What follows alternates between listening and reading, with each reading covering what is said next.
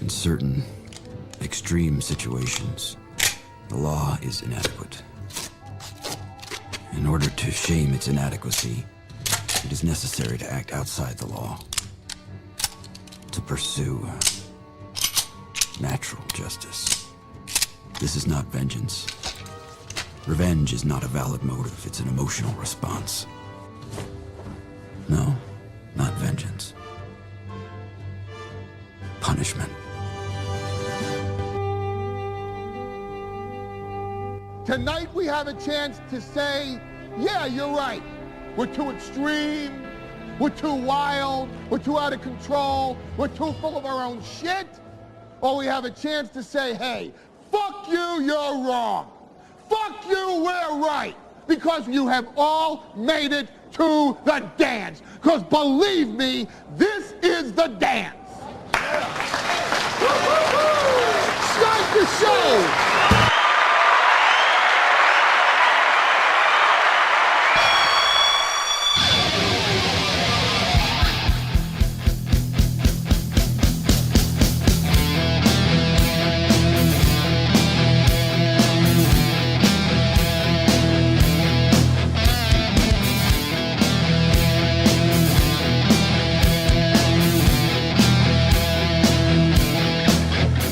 Good morning. The video. Stop, Aaron. Goddamn. No, that's me. Don't stop that one. Stop that one. Welcome to the program.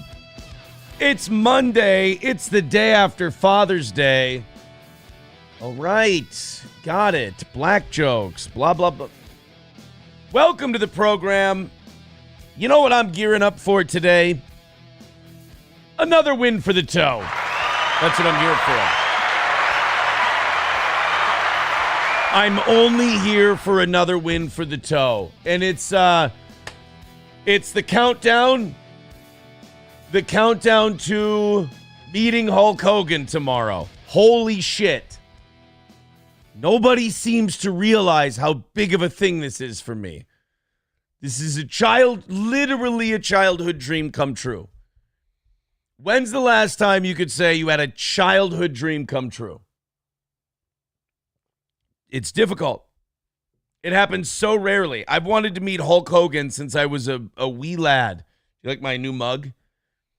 I'm trying to be a professional talk show host. So I figure if you're a professional talk show host, you have to have a mug. I got this from my kids this weekend. Do you get it? Do you understand the joke? You see, it's a golf flag. You see, I golf a lot. Par. Par is good. If you're me, it's amazing. I don't even judge my golf rounds by how many pars I get. I judge my golf rounds by how many par putts I get. Like how many chances I even got to putt for it. Best dad by par. And I put my Celsius in it this morning, which I gotta stop with that shit. I have to really end the Celsius because it makes me a jittery fuck. Oh my God. I'm sure my train of thought and my attention span is just all over the fucking place with this shit. It's awful. And even the internet's starting to wonder if I'm on drugs. I heard about that this weekend. My girl was telling me, she's like, yeah, I was reading some of the Reddit stuff. They think you're on coke. I'm like, if I'm on coke, I'm the dumbest on coke guy I'd be the second dumbest on coke guy there's ever been in Minnesota. Like what I went through and the shittiness and the bad judgment and the hell and the garbage and the loss and everything else. It would be insane for me to be on coke. But then the evidence they have is like, I'm jittery, I'm moving all over the place, I'm touching my nose. And they're like, oh, fuck. And I always think that, too, because I touch my nose too much, and I don't know what it is. So I'm sitting here, I'm fucking around with my nose, and people are like, motherfucker's on coke. And I got to be cognizant of that shit, because people are going to be ever vigilant of that kind of thing. Because I ran with a group of people who had 26 grams of coke seized from their house, and still pretend like they were just looking at it the whole time. And in my experience, I don't know how much 26 grams is, but I know I've seen it when it came home, like the stash when it came home. And it looked bigger than 26 ounces to me. Or 26 ounces, I'm sorry, 26 grams, not 26 ounces. But it looked considerably bigger than that. So to me, that was, after they'd been using it for a while, a minute or so. But like, I got to be more cognizant because, I ran with that group of people for a while. I mean, judging by the arrests reports and everything, I mean, they went off the fucking deep end after I skedaddled, but, well, there was no asshole telling them to cut the shit. That square was gone. And it's just funny to watch people still be in denial after that. Like I watch, they call them the sweepers now, the defenders. And those people are fucking delusional. Like it's incredible to watch them. And they operate from positions of such confidence. And I don't think they understand just the abject shame and confusion we all look at them with. They're like, oh, why are you lying so much? I'm like, okay, let's play Occam's razor. Let's just play Occam's razor with this one. I've admitted to heinous illegal acts for no reason, no benefit to me, and told the truth about my life. I'm sorry, no. Their position would be, and I'm just lying about it, or I just go there, but for the grace of God go I, and I keep my fucking mouth shut. But I'm admitting to all these terrible things I did, not portraying myself as the hero of all. Do you know how I could have grifted off this thing and made myself look like $1 million? Could have, but I thought honesty was more important. But they've spun themselves into such a pretzel defending this thing that they have to create like an Oliver Stone level conspiracy. It's remarkable. I will say this, it's very entertaining to read. It's past a lot of downtime for me. Downtime that really I don't even have. Like I've been killing time that I need to spend doing important shit or relatively important shit, like day-to-day shit, just because I'm so entertained by it and will continue to be. Like I don't get tired of gossip, especially when I'm involved. It's very entertaining. It gives you something to talk about on a talk show you do 8 times a week. So thank you. I appreciate it very much. We've got Keanu on the show today because Nick, who I believe has a criminal defense attorney now, which is the right way to go because he's god-awful. I mean, it's either that or a guy who can't show up for traffic court for his clients. Who would you rather have? And I think that defense attorney is saying, enough with the fucking streaming. Stop with the fucking internet, all right? You're fighting for your fucking freedom. Start acting like it. Because I think he did a stream Saturday on his phone. And his internet kept cutting out on his phone. And he had like 3 weeks to clean his studio and he hung a fucking painting. That's all he did. And then he showed the corner chair and people ate him the fuck alive. I was watching that studio tour and I'm like, I know every corner of like what that studio, like I did shows from that studio. I was down there, like Kayla and I have been down there before when like him and April sat down to do the show. Like when he showed that chair and people, he's like, oh, this is when like Drex comes in or I have a guest. And people were all in the chat going, Drex or ... Like, yeah, that's the Drexel chair. Why lie about that part? Just be honest about that shit. It's not illegal to fuck each other's wives. It's embarrassing. And like, if you're pretending to be a Christian, godly man, it shatters the fuck out of your image, sure.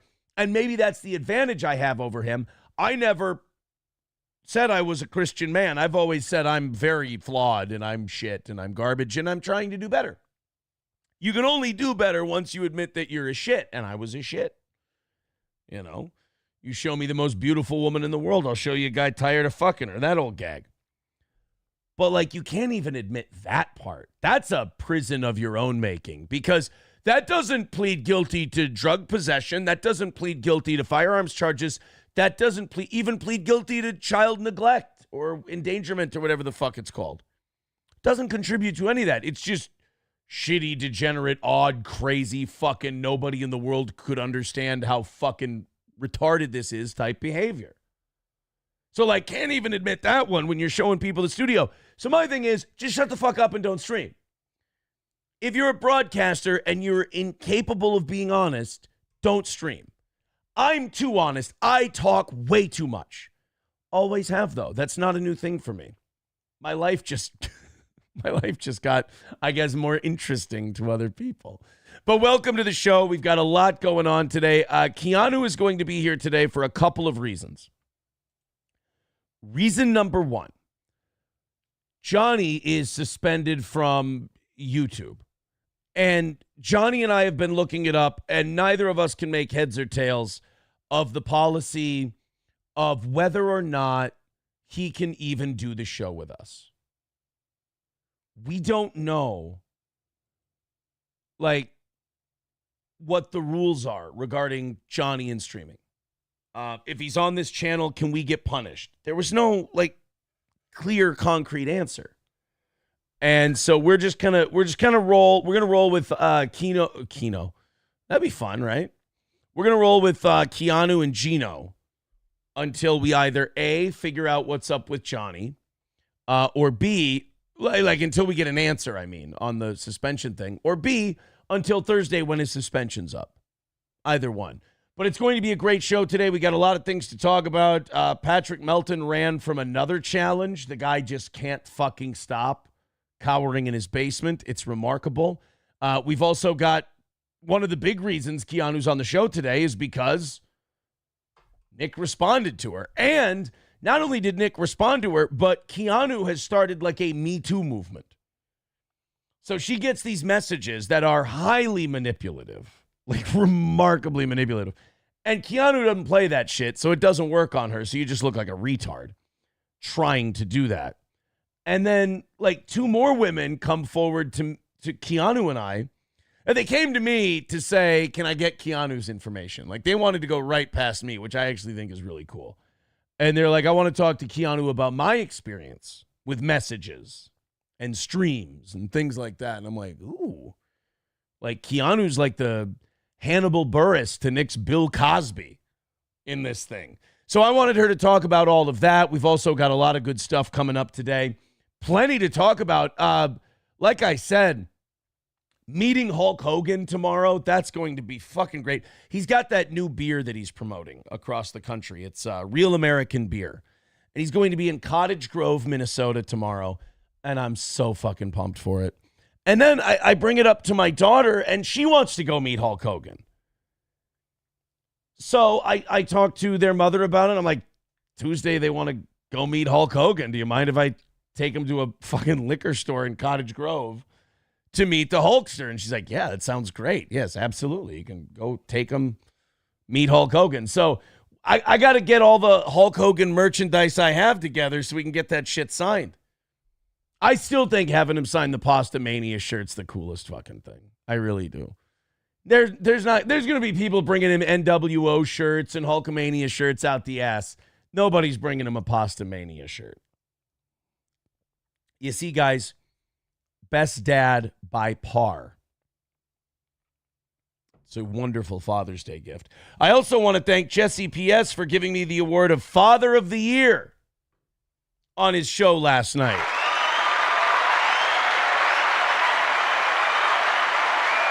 Oh, my God, the things you can accomplish when you set the bar remarkably low. I appreciate that. It's Jesse's a decent bloke, no matter how hard he tries not to be. He did give Nick Worst Father of the Year, which I guess is to be expected. You kind of earned that one as well, unfortunately. But we do have a great show today. I'm very excited for it. Keanu is going to be here in 5 minutes. I just got the note from Keanu, 5 minutes. So we'll hold off on the Stuttering John, Patrick Melton thing, because I'm sure she'll want to be a part of that. Then I found out that in California, was it California or Portland? Los Angeles. So it was California. They took down U-turn signs because I just found this out yesterday. U-turn signs are homophobic. Yeah, I always like it when I can learn shit that helps me become a better person. And I tried really hard to figure out now, how could U-turns be homophobic? Like, before I watched the story, I wanted to guess. I wanted to figure out how a U-turn could be homophobic.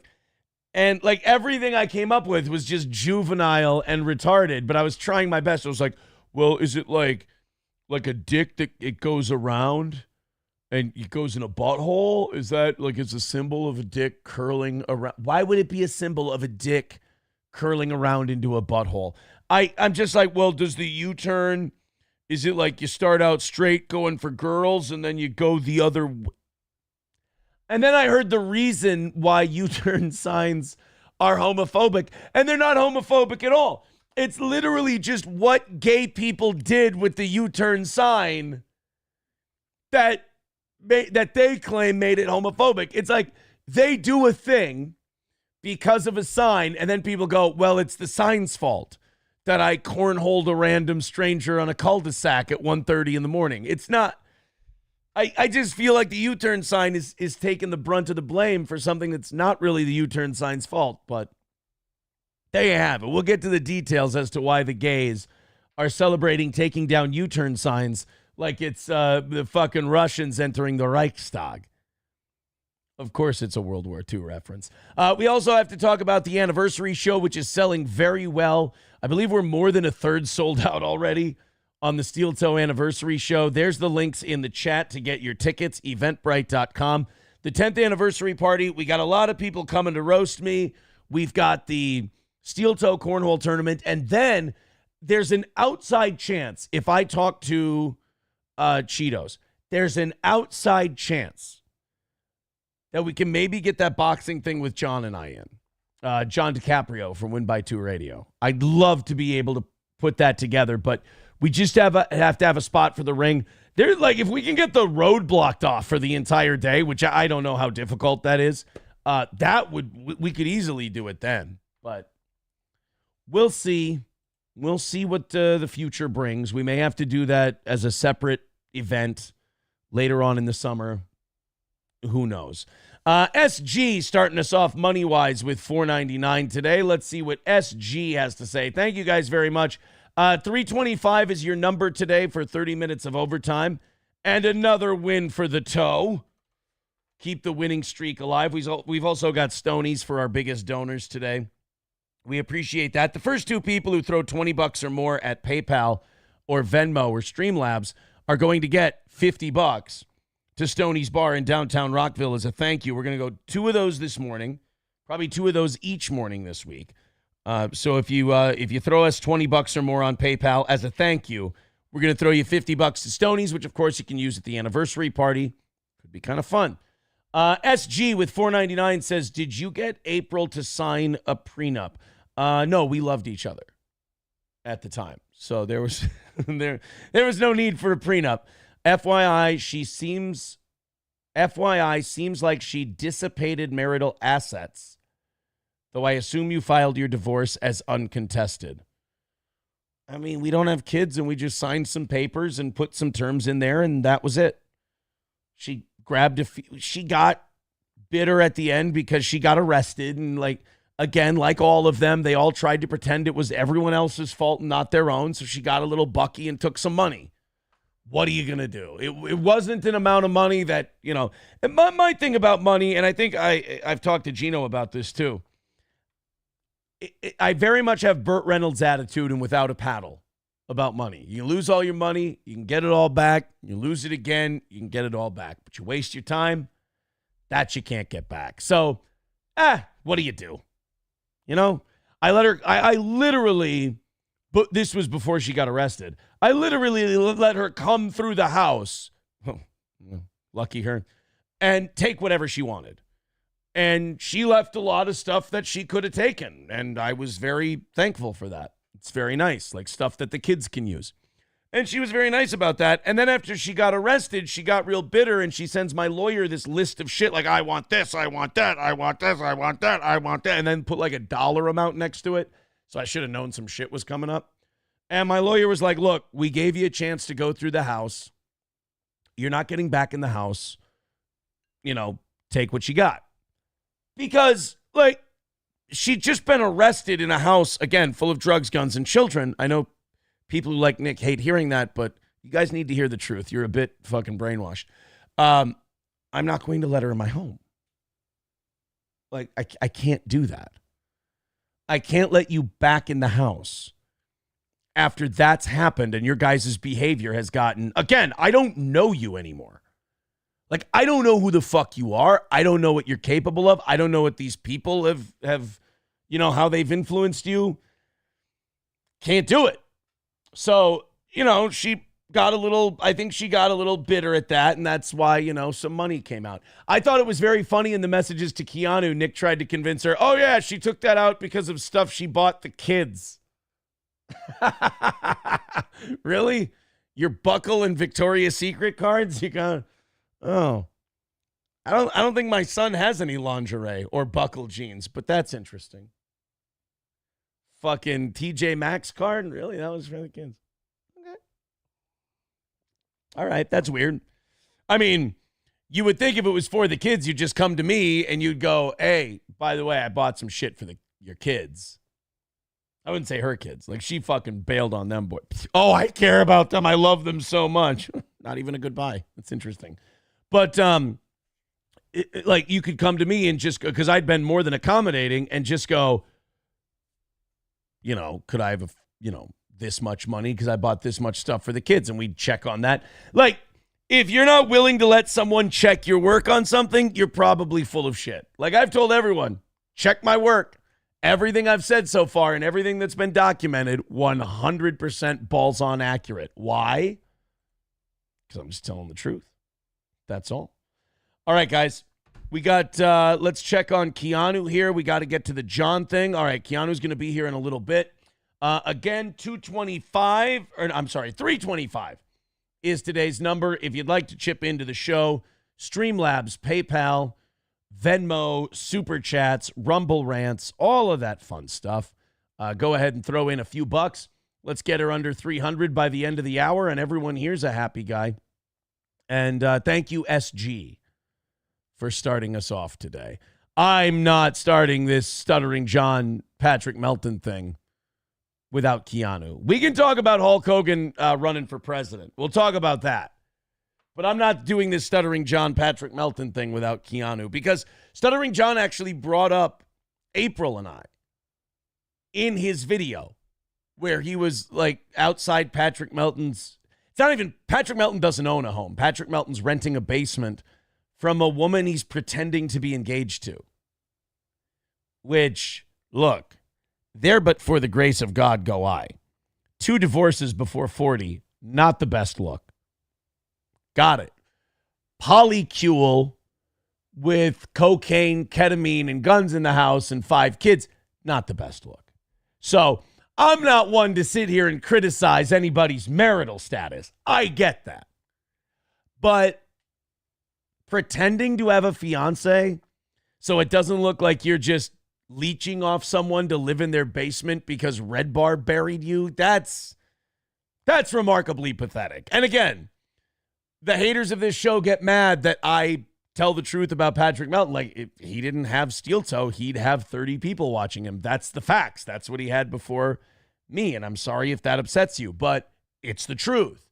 And another sad truth about the guy is that he ain't coming out of that basement for anybody.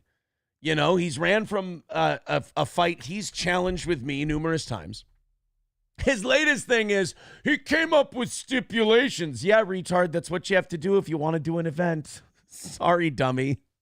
I know you haven't launched a successful one, but at the events I do, we bring our own USB cords. We're prepared.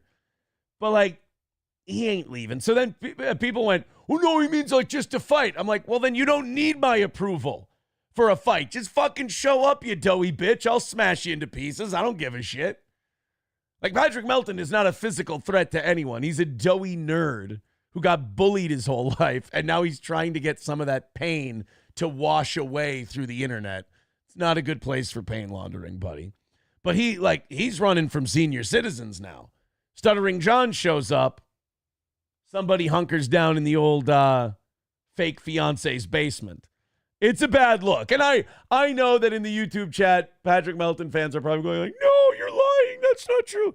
Guys, you backed the wrong horse. I don't know what to tell you. You've got to get over that. Don't keep getting mad at me because I keep telling you what he is. Just fucking live a better life, for God's sakes. Let's go to Jen with $9.99 over on the YouTube end of things this morning. She says, to clarify, are the women reaching out to Keanu saying they encountered Nick, or do they have stories about their own version of Nick, i.e. narcissistic husband, boyfriend, etc.? Either way, rock on Keanu. They're women who have dealt with the man. And they feel like he was, to borrow a phrase from Keanu, untoward. Put it that way. Thank you very much, Jen. We're 320 away from another win for the toe this morning. And again, the first two people to throw in $20 or more over on Streamlabs, PayPal, or Venmo are going to get $50 to Stoney's in Rockville sent out to them this week. So thank you guys very much for that. Jay Warren says Stuttering John was going to kick his ass. Fuck Melton. Elza Belza says soon to be 3 divorces before 40. No, I'm not going to have 3 divorces before 40. Look, if people want to say I'm going to be married 3 times before 40, I don't know. But like 3 divorces before 40, no fucking way. I'll take that bet. I know I can get pretty good odds on that bet too. Like I can win a decent amount of money on that bet because there ain't nobody who believes in me on that one. But I'm not 3 divorces before 40, not happening. By the way, I had a date last night. I have a standing date on Sundays. I have a little meeting, which, by the way, my meeting yesterday, fantastic. And let me say this, all jokes aside, if anybody has any problems with any substances or anything like that, or you have family members who do and you're struggling with it, please reach out to me privately and I can give you some information, because I can only speak from someone who's been affected by it, by loved ones. There's things he can do that help you immensely. And I can't sing the praises of that kind of help enough. People have said on the show, like members have told me, Aaron, you can say Al-Anon on the program. But I didn't know. Like, I'm not sure. So I didn't say anything. But they're like, just don't talk about the people and what goes on and everything else. But I'll tell you this. I've been around people who've had their lives saved by these programs. And I won't say life for me, but I've had my sanity saved by these programs. And then afterwards, I have a little standing date on Sundays at different places throughout the area. And yesterday, I had just a fucking banger of a date last night. Very excited. And then Saturday, oh my God, I'm so excited about Saturday. So Saturday, after I drop the kids off, I'm heading to Minneapolis, and I'm going to go see Colin Quinn with the lady.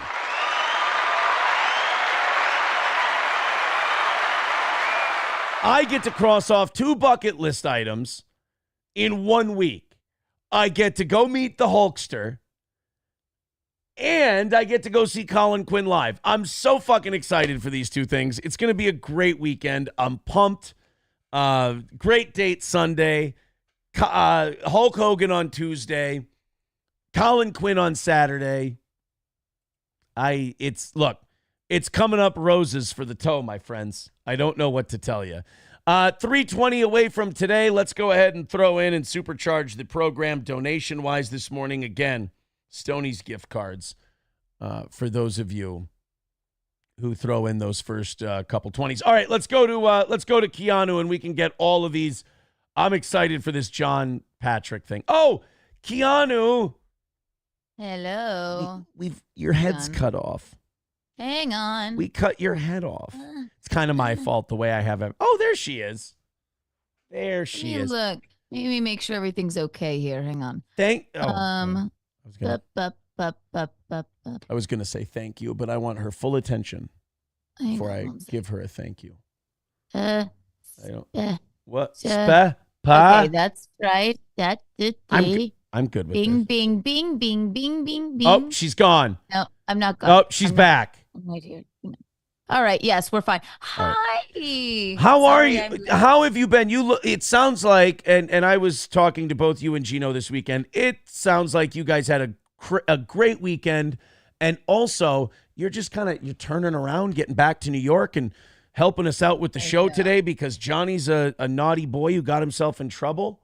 Ooh, well, we got back last night. Our flight was at like 7 p.m. and I came, but we basically shut off from the internet. I tweeted a few pictures, so I missed everything. I missed everything except I did see a few clips that were sent to me by a few gals, and then so I don't really know what's going on with you, but yeah, I don't mind being here. I enjoy it. Sorry I'm late. It's okay. I had my standing date last night, and it was wonderful.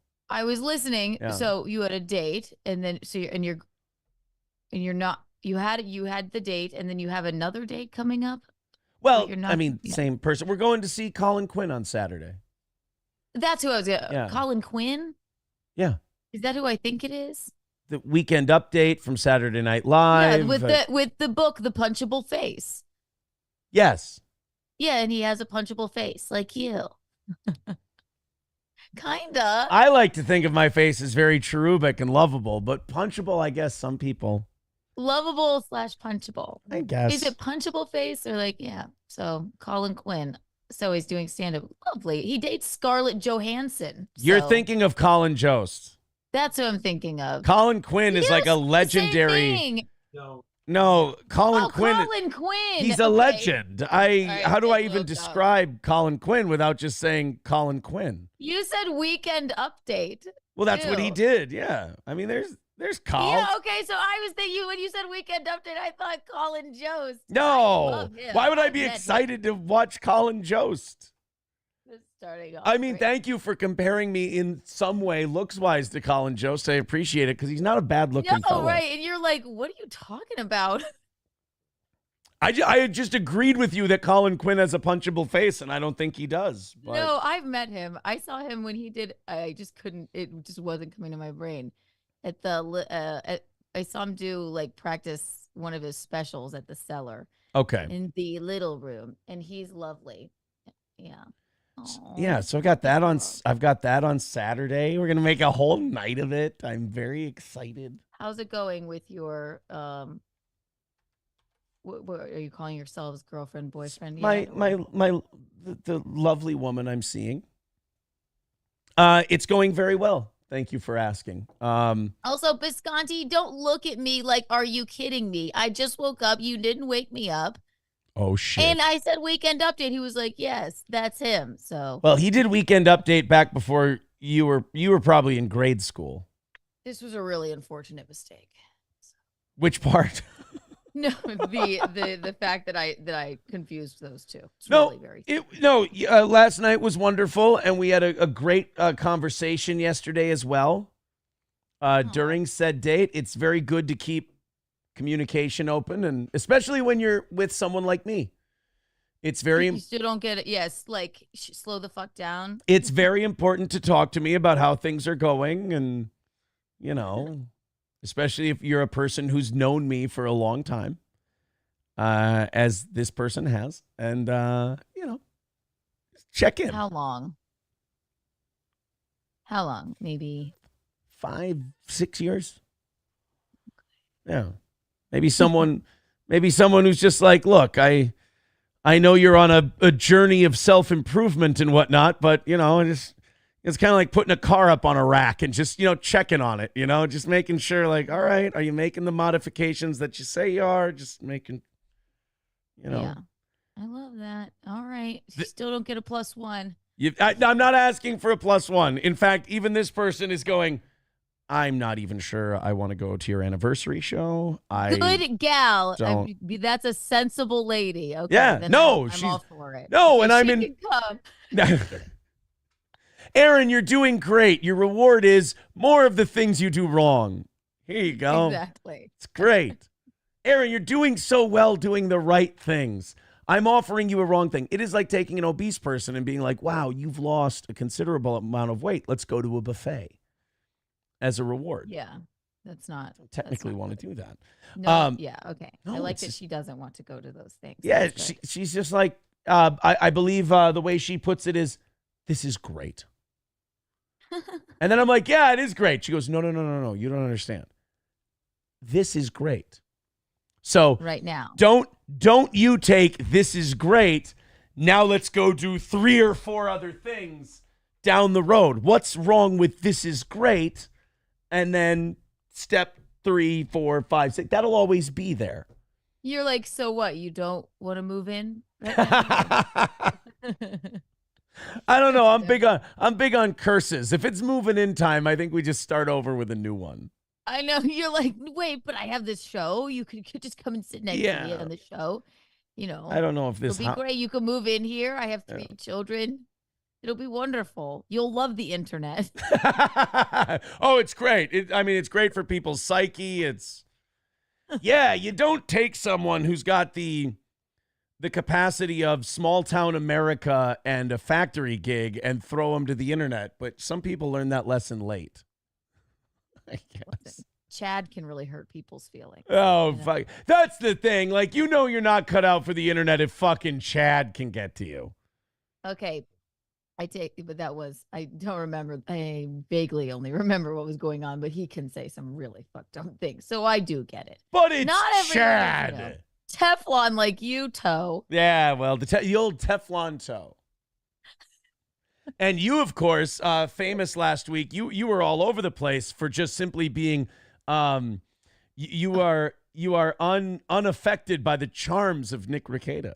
Good, what charm? Yeah, but no, it ain't gonna happen, right? I don't know why he would try. I love that in that. I saw the clip of it. I don't know if there's something that I missed. We're gonna show the clip, later today. Saw the clip. It didn't seem like you completely missed the point of what I was saying. It didn't seem like an acknowledgement of reality.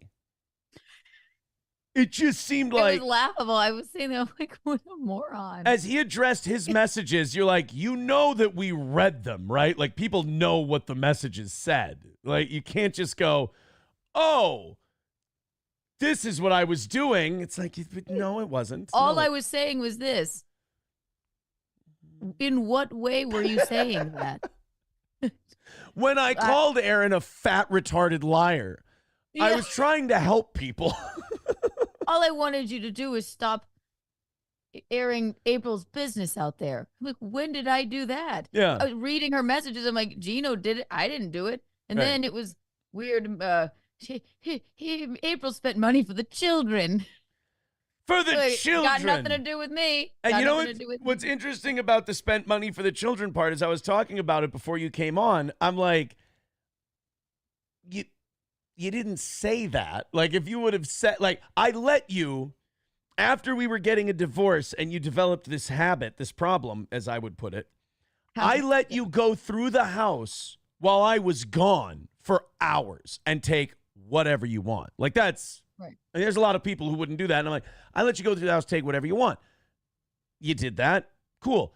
When you did that, and when we were talking very nicely, you could have said, by the way, here's how much I've spent on your children. I would like to be reimbursed for that. And I would have gone, well, that sounds remarkably reasonable. No, instead, you just put all of her stuff out in the rain. I put her stuff out. Yes, I put her stuff out in the rain. I mean, I would argue you got arrested when you were supposed to come get your shit. But yeah, I guess I left it out in the rain like a big meanie head. But also, again, nothing to do with me. Has nothing to do with me. I just want to know where my friend is. That's all. And also, if anything, he did say in that clip, I guess we can, are we supposed to watch it? We're going to watch it later. Yeah, we're going to do the Stuttering John Melton thing. Let's do that first. Then I'll go back to my points here because it's too much. And then I figured in that time, I wanted to throw, I've got a list of 4 things while we get into your clips a little later because there seems to be this, like, among Nick fans, and I don't know why I would address this for Nick fans because you've dealt with them too. They're not exactly, their grasp on reality is skewed. Well, barely there, I was going to say. But I wanted to give the 4 reasons, and I've given these before, why I started talking about this. Because people will remember for the longest time, I, not intentionally, but I ran cover for everyone. Like, in my mind, I was giving them time to clean their shit up. Like, Right. if you guys all clean your shit up, and I just acknowledge the divorce and that that's happening and I'm moving on, then you guys are free and clear. You're good. We never have to speak about any of this stuff. And then people think that it was just the arrest and then Aaron's off to the races. It was 2 or 3 other things on top of the arrest that happened behind the scenes that made me go, you know, there was partially somebody has to take accountability. So I'll talk about the bad shit I did. Then there was number 2. Yeah, this arrest is fucking embarrassing. You know, let's just come out with it rather than run from it. And then there were 2 other things where I was like, well, fuck you guys for doing that. You're a person too. Personally to me. And I'm like, well, then why should I protect you anymore or myself? We're going to get to all that. First, Carlos Cameo with 199 says, old Army Imholt already planning that 3rd wedding. Not at all. In fact, God, I struggle so much. Like, I don't want to talk too much about this one because I really want to protect it. You've already spoken too much. I know. And it's like, but nobody knows. It's fine. I can't help it. I don't know who she is, or you haven't sent a picture or anything. So I'd say for you, that's pretty good. Yeah. I mean, that you got to grade me on a curve. So people, Carlos Cameo saying Aaron already planning that 3rd wedding. Not only am I not planning the 3rd wedding, but last night during our conversation, without saying too much, I talked about, we had to talk about certain things and milestones and steps and whatnot, and how far down the road those can be. And if I told you what was discussed, I think you would be A, shocked, and B, very proud of me. Okay, good. You would be I like, hope so. You'd be like, I actually think this motherfucker's learning something. I hope so. I actually think, because for the longest time in my younger days, because I haven't been single since when I was like 32. In my younger days, I felt like if I didn't take another step right away, like that person would feel disrespected, or like that person would feel like I didn't care about them if I didn't go step. And then with the last person I was with, those steps were always like super rewarded. And if I didn't take certain steps, you'd get puppy dog eyes and everything else. Not like in a manipulative way. It's just that's that like we talked about the bad matchup. You know, if you have a person who goes boom, boom, boom, this, and this, and then you have another person who goes, that's exactly what I like when person goes boom, boom, boom, and just jumps like this. Those are 2 people that are bad for each other, even though they're having a great time and they're loving what they're doing. They're bad for each other because you're reinforcing things that lower the percentage that what you're doing will be successful. Right. So it's like Jack and Rose. They only spent 3 days together. Right. Then he died, and then she called herself Rose Dawson at the end. That's a bit much. Yeah. It was a lot. So it's a bit. You and April, I really did think. I mean, you guys were great when we were hanging out with you guys together. I mean, and we thought you were great on the show. It's really unfortunate it didn't work out, but maybe it was too fast. What I always say, because I've always agreed with you on that. What I always say is, both of us. I don't like it when people blame one person. Both of us had what happened in us. It wasn't an accident. Both of us had that in us. And instead of being with someone who goes, how fucking dare you? I could never even look at another person like that. How could you fucking disrespect me by even bringing that up? You had 2 people, one bringing it up and the other person going, okay. And both of you kind of going, wait, what? Like, almost like one waiting to check the other and nobody did. And you're like, okay, because all right, neither of us, as you can see by the result, are cut out for what we did. Like, we're not cut out for what we did. And so you come to that too late. After this whole thing, I've started calling myself to friends and family, Mr. Learns the Hard Way. And not bad. It's pretty fucking accurate. Mr. Learns the Hard Way. Mr. Learn the Hard Way.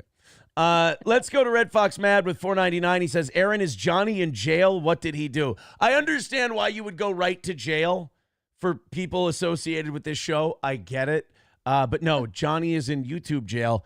And he and I were reading all weekend, and we were asking people all weekend, and nobody could give us a straight answer on whether or not he can show up on the show and whether it's ban evasion or not.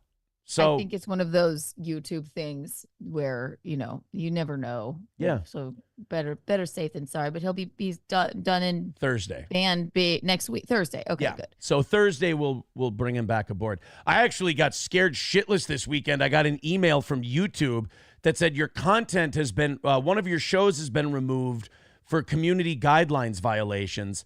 And I'm at my parents' house with cousins and family and stuff, and I'm having a good time, and I see this on my phone. I go, oh, fuck, because I'm thinking strike. And it turns out sometimes, and this is actually kind of cool of YouTube, they'll take a video down, but it's not a strike. They'll just be like, and it was something about like, who was that chick that Chrissy was going after for a while? Not Pearl. Oh, the one with the short hair. She looked like a butch lesbian. Is it Eliza Blue? Eliza Blue. Okay. So it was something about, I think I had Chrissy on and we were talking about Eliza Blue, and that it was from a long time ago. It got taken down. It was like a year ago. Weird. See, I missed all that. I don't know. Yeah, but that seems to be it. Yeah. Yeah, so I got a slight heart attack for a minute, but it wasn't a strike, so I was good. But no, Johnny is not in jail. We're just, how do I put this? It's not worth it to me to put the channel in danger when Keanu will step up, Gino would if he could tomorrow, and I can do a solo show and we can just move some things around. It's smarter to just do it that way. And I don't think and I'm sure Johnny agrees, right? Mm-hmm.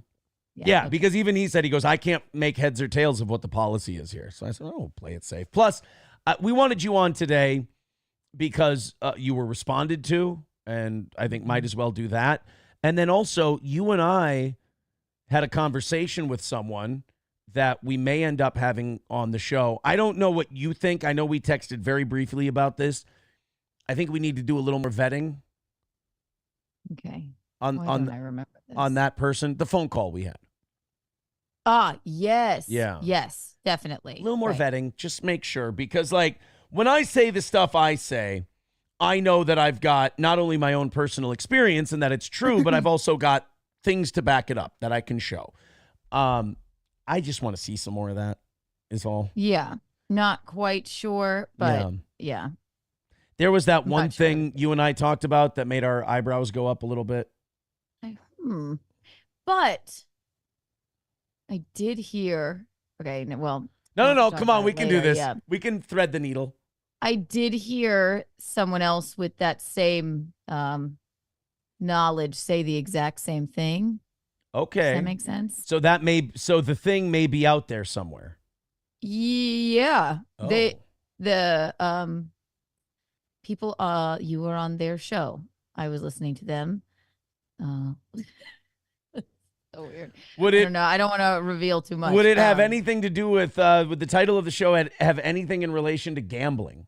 Yes. Okay. I heard them say the exact same thing, and I thought, that's interesting.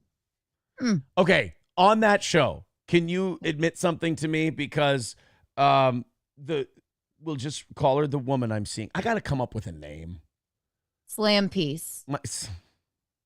That's what I would say. One that isn't remarkably disrespectful. If we could. April number 2. I'm just kidding. Please no. Call her. No. I'm just teasing. Just say, what do adults say? Yeah, a woman I'm seeing. A woman I'm seeing. It's just it's not sexy, but that's fine. We'll call her Tits. So anyway, something Tits respectful. McGee. Yeah. She was saying this, and I think I fully agree, and I wanted your opinion. The chubby one on that program, fucking adorable, like a Chucky doll kind of way. Hilarious, adorable, and I agree with pretty much everything he said. Yeah, that show is fucking funny, man. It's really, really good. They're hysterical. I had no idea who they were. And by the way, the chubby one, like, despises me on a moral level, not like a comedic or like despises me on a moral level just because he's a very godly man and I'm just the devil. But I still think he's fucking hilarious and great. I get So it. funny. I Yeah. understand it. Flimsy Greenberg with $5 says Alcoholics Anonymous meeting and then a date with some floozy probably made up. Sounds like you had a great Father's Day. Number one dad, tell your kids I said hi. I don't tell my kids that a guy named Flimsy Greenberg on the internet said hi, but I had a wonderful day with my kids yesterday. And I want to apologize for having a social life outside of my children. Hi, kids. Flimsy Greenberg says hello. Hey, kids. Like, Dad, what? Flimsy Greenberg says that your dad's Al-Anon meetings are bullshit and that he shouldn't have a social life outside of you guys. What say you? And Daddy made up his new girlfriend. Yes. Daddy made her up as a way to cope with his feelings. That'd be fucking wild. If I like find out it's like an Edward Norton in Fight Club thing and I've been talking to nobody. That would be fucking insane. Like this thing took such a psychological toll on me. I haven't been able to sleep. It's true. So like I've gone insane and I'm going to these restaurants, I'm going to bars, I'm going to concerts and everything, but I'm talking to a person that's not there. You're singing karaoke duets by yourself. I'm and you're I'm doing the fake kissing thing you did in middle school where you took the crook of your arm and you made out with your arm, and I'm doing this all in public. And your like friends are like, "Oh my God, he's having a psychological break." Right. Yeah. And they're like, well, we're not going to say anything to him because he's really fragile right now. Like here I am going, I think I'm doing very well. Like this is really a traumatic thing and I've dealt with it the right way and, therapy and meetings and friends and family. And then I just find out that I've been making the whole thing up. Yeah. Holy shit. Wow. That would be, but here's where I'm a little fucked up. That'd be kind of cool. It's like Johnny Depp at the end of a Secret Window. Yeah. Exactly. Like, and it just kind of dovetails into Nicholson and The Shining, like it just kind of goes many different places. Oh, it could be fun. Wow, that would be interesting. I'm living a Twilight Zone episode. SG with $4.99 says, have any girls posted Nick to Are We Dating the Same Guy? Maybe they should. Nick doesn't have a lot of game. Like, Nick's not a guy who could go out and date and find someone. Like, you look at the situation we were all in, like, it came to him. It wasn't like he's charming. Like, you give Nick what, like, a regular 9-to-5 guy has, and nobody looks at him. Like, nobody. No, right. Well, I have had very limited contact with him, but I found him intelligent and charming and nice, but it was only, in YouTube boxes. So, yeah, I don't know. He has some allure, clearly, if this happened. Right. So, So are we dating the same guy? No, I don't think you'll find him. No. The stuff we're hearing from people, it's different than that. Put it that way. Willy Nilly with $4.99 says, you don't even move your hands this fast in the ring. Oh, I'm having a problem because, again, the lady informed me that she's like, there's people on the internet who think you're on drugs. Like, they think you're doing coke. And I'm like, really? She's like, yeah, you touch your nose, you move your hands a lot, you're jittery, you're jumpy. And I'm like, this is one that you're always like that, but I call them master gestures. Yeah, people have them. Not only that, like, go back years.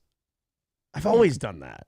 Like, I understand, like, I'm not blaming anyone for, like, watching me closely, and, like, why wouldn't you? I'd watch me closely if I was an outsider and I didn't know. So, like, I get that, but, like, I've always looked like a junkie. Like, I've always moved like a guy who's on something. It's just that's so funny. I don't even see that at all. I'm just like, you're very expressive. Italians speak with their hands. That's why I'm going to be able to sneak a drug problem right past you. You would be able to. You're not. For Christ's sake, we had no idea you guys were swapping wives. Every time I see you on somebody else's show and you bring that part up, it's like, she's like, and I had no idea they were doing that. And I'm like, well, don't beat yourself up about it. It's not like we were advertising. Although, according I didn't know April was having any issues either. And when I looked back, I'm like, oh wow, yeah. That is the worst part, issues, isn't it? Like, I even knew, like, and even I didn't know how much I knew, like, as I look back. Like, I knew there was a problem, but I think I was so bad at confronting it. And by bad, I mean, like, just fighting and yelling and blah, blah, blah. I was so bad at confronting it that, like, I didn't even realize, because you give up after a while. You're just like, fuck it. I'm not going to bother then. Like, I'm not just going to do the same thing over and over and over. So maybe you miss some of it. And then you go back and, like I said, I finally was able a couple weeks ago to go back and watch. And I was like, oh, God. It was horrifying. Yeah, it's really, really hard to watch. And, like, hard to watch, like I said, the resentment on my face, not remembering it. Like, I'm like, oh, I'm pissed. Yeah. And I think that it's when you look back too, I think you kind of agree now. There were other plans and things that you weren't even aware of, and sort of it how it transpired. It was sort of all one giant ruse, and I think you would maybe. But I will say this: I haven't talked openly about this because I can't. But I will say that I'm pretty sure, based on when I went back and looked, that everything started when I think it started. Because I didn't think so a while back. And then I went back and I gathered a couple things. I went, oh, okay, well, it couldn't have been this, or the other. Like knowing what I know about schedules and things like that, and times and dates and this and that. It did start when it started, but I do believe there were conversations I wasn't. I'm still not willing to let go of the idea that there were conversations I wasn't privy to. And that those conversations included, you should get Aaron to, So that could have been the case. One thing I've totally given up on is that and I'm glad I've given up on this in a good way. There was never anything between Kayla and I other than she didn't want to be with him. And this was also part of her grand scheme of things. Hoping, I believe. Yeah. So I don't, that's nothing. Shit show with 199. Nick is what you both had in you. Oh, no, it was never gay. And for you to not think that I would be the top in that situation is fucking insulting. You were the pitcher, I'm sure. If ever. I mean, Jesus. To think I couldn't, and it would probably be forceful. To think I couldn't hold that twig of a man down and give him his, proper punishments. Let's just put it this way. He's Edward Norton in American History X. I'm the guy running the Aryan Nation. Oh, my gosh. I'm just kidding. Gino runs the Aryan Nation. Everyone knows that. All right, guys, 3:05 away from today. Thank you very much for your contributions and your generosity. Streamlabs, PayPal, Super Chat memberships. You guys know the drill. Go ahead and throw them in. We'll read them. We'll thank you and everything else. All right, let's do this Stuttering John, Patrick Melton thing. So these people are fucking insane. Last night or yesterday, I had a lovely Father's Day. Went shopping with the kids. They got me this. Yeah, happy Father's Day. Thank you. Something. I was the kids all weekend got me cool Father's Day. It was like a whole Father's Day weekend. They got me this lovely new mug. You see, by par. I know Keanu's jealous of that because I parred, Aaron, when we went swinging. I did par. And that was my first time playing golf. The word swinging, I have to admit, as much as I will laugh every time, it is like, I feel like a college or high school age girl. It is a trigger word for me. Oh, no. I know. Like, I hear the word swinging and I go, oh my God, protect your relationships. And I go, oh, it's a joke. Okay, we're good. It's, we're fine. We went golfing. The hole that you parred on, I have now parred the last 2 times I've gone to that course. So that's becoming the par hole. So best dad by par. That's sweet. And then I have 3 cards up on the fridge, one from each one. And one of them is a golf one, and there are some other golf puns that are just top shelf that I can't remember at the moment. But these two retards, and people want to take sides on this stuff. Guys, stop taking sides. Sometimes two people can just both be dumb and you can enjoy it. Stuttering John Melendez and Patrick Melton have beef. One time Stuttering John confronted Patrick at what? Atlantic City? Was that the weekend you were there? Yes. Yeah. Well, and I mean, I wasn't there yet when I never saw Patty when we were there. Because he didn't came leave down his from the room. Yeah. Yeah. But I did. I spent John, I miss you. John came to the show. He stood up during it. He was like, you need to respect the comedians. He was lovely to me. I actually had a fine time with Stuttering John. And then I accidentally called him a kindergartner when I was talking to Missy B. It wasn't an accident. And then he's never forgiven me for that. So I don't understand how, like, being on the Howard Stern show, being on the internet, all this other stuff, I'll never understand his emotional outbursts and how seriously he takes things. I think I was spot on with my, me calling him a bit of it's like talking to a kindergartner, but right. did that. You would think I said something about his trans kid. I never said that. It seems like he could forgive that, but me insulting him by calling him, it's like saying it's like talking to a kindergartner. No, I'm blacklisted. Yeah, that's John, it. I miss you. I mean, and if you call someone a kindergartner and their reaction is to throw a temper tantrum, it does kind of make you right. Oh yeah, I mean, and how did he react? Much like a kindergartner would. So, like Patrick Melton, like I don't understand how anybody can get riled up by this guy. I mean, you put him in his proper context. It's kind of like Keanu and I do with Nick. It's the same thing. You just kind of you're the whole thing becomes consider the source. Like, right. People are see-through. Like, people are, you know what they are, you know who they are.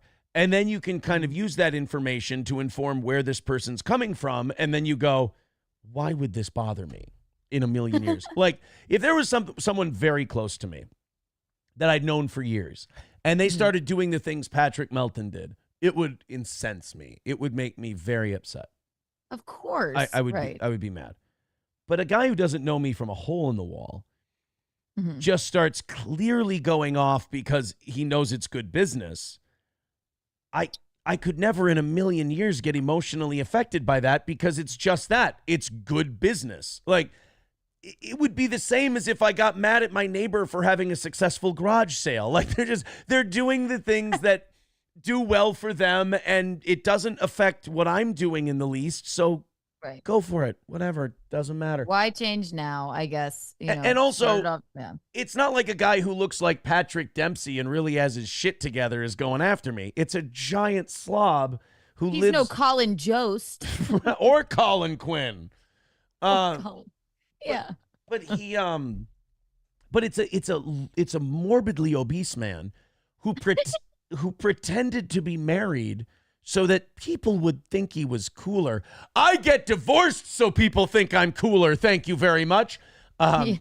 He pretends to be married so people think he's cooler. In fact, pretends. I still don't understand that. What is that true? He's not married? No, he has a horrible self-image problem, so he tries to pump himself up. It's again, and I feel like Gino, like I'm spot on with this stuff, but it's the same as a kid who pretends to be a superhero in his backyard. He's escaping whatever mundane thing he's doing so he can be something more exciting. And that's well, we Patrick's all saw that gimmick. video of him proposing to that woman, right?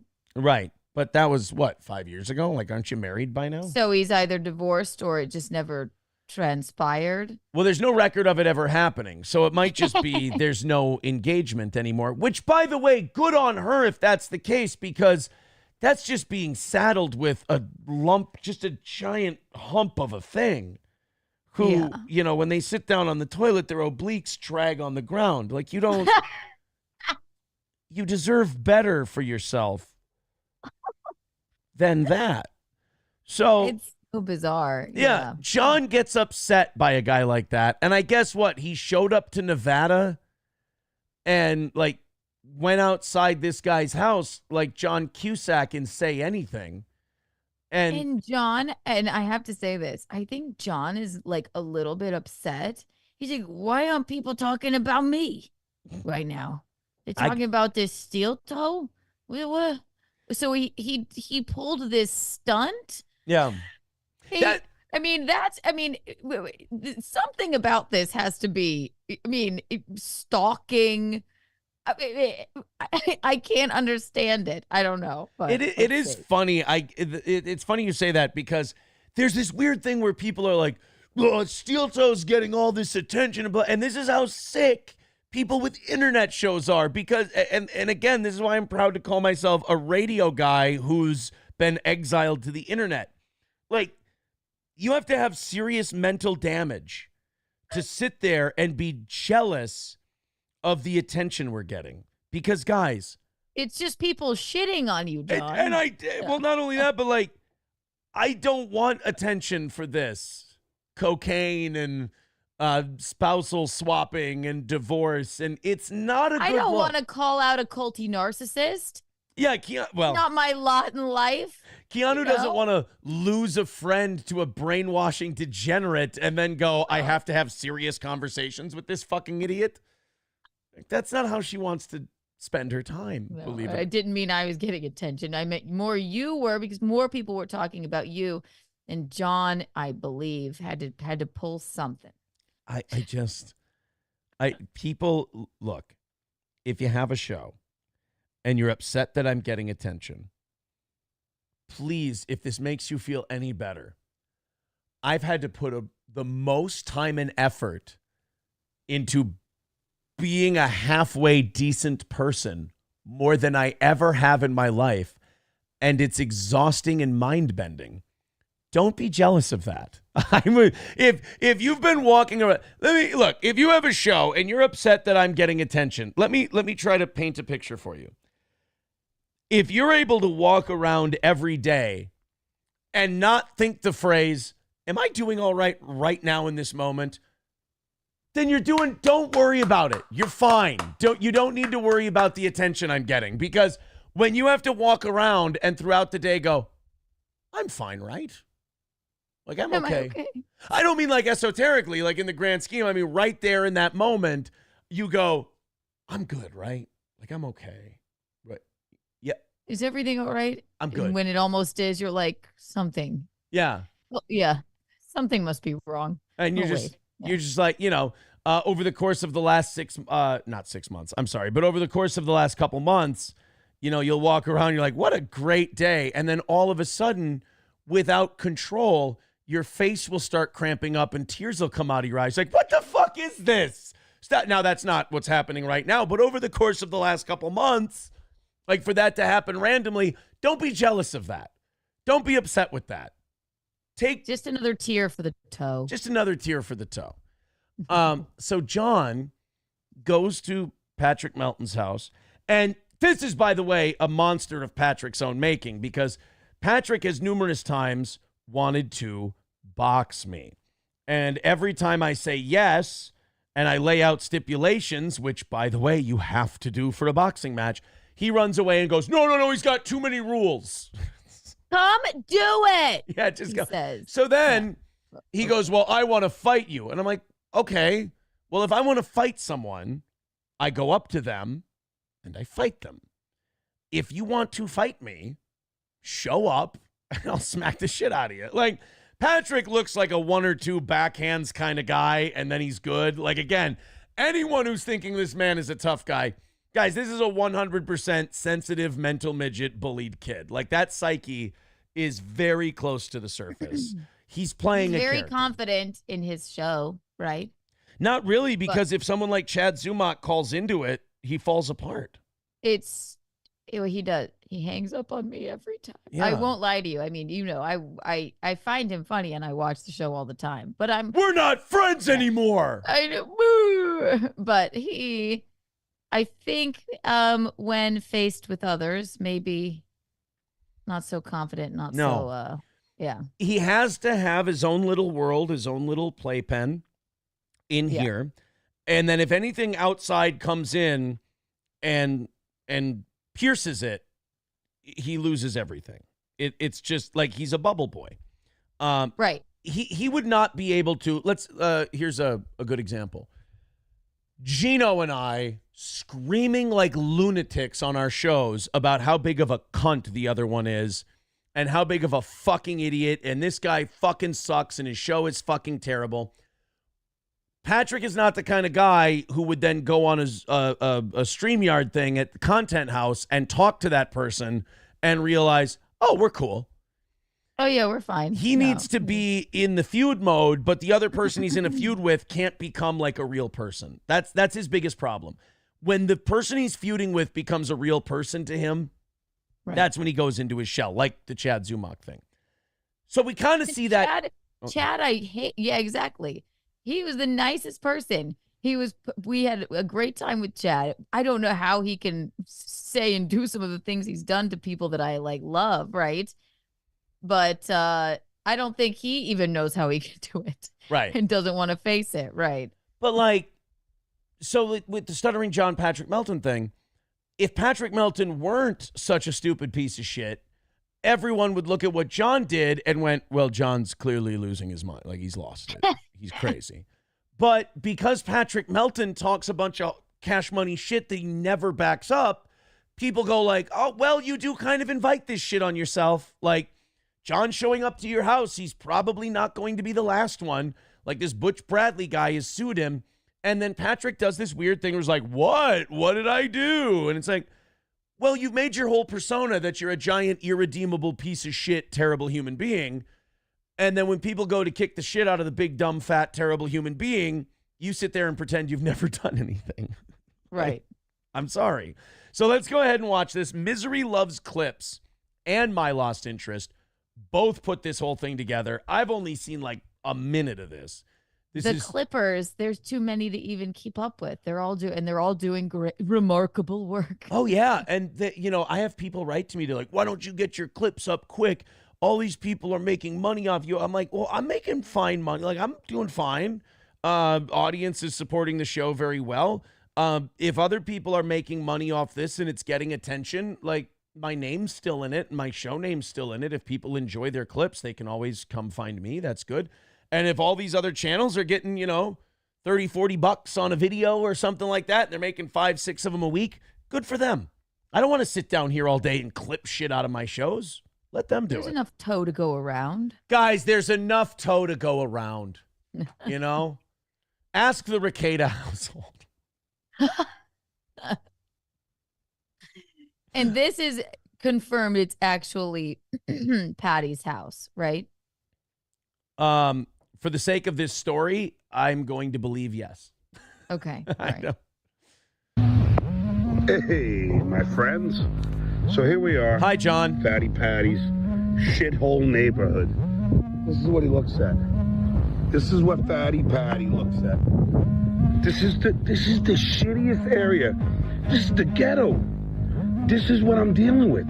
It's fucking amazing. I mean, you're not dealing with it. You're choosing to go there. I know you went there. Yeah, it's not like he's a garbage truck driver who has to drive the route every day. I know. This is what I'm dealing with. This is what I'm dealing with. You live in California. Yeah. This is what I hopped on a plane and traveled to voluntarily, and now that I'm dealing with. This is what I'm dealing with. Everyone, Patrick, John, everyone in this universe is retarded. Like, it's just... I can't go out and I would never go out in public and tell people what I do in relation to these people. Like, it makes absolutely no sense. I just watch this shit basically because I find it entertaining. You cannot explain it to someone that's normal. Right. You have to, it's a really odd corner of the internet. April would do this. Like, if we'd be at a party or something with our friends, like April, sweet, innocent April at the time, before she would talk to people and she would go, so Stuttering John. And I just tell her, I go, honey, let's not start. I'm just like, they're not. Don't try and explain. Don't Yeah. worry about it. Because first of all, you forget how small that universe is. It's only a few thousand people. So nobody in the real world knows who the fuck this is, what the fuck this is.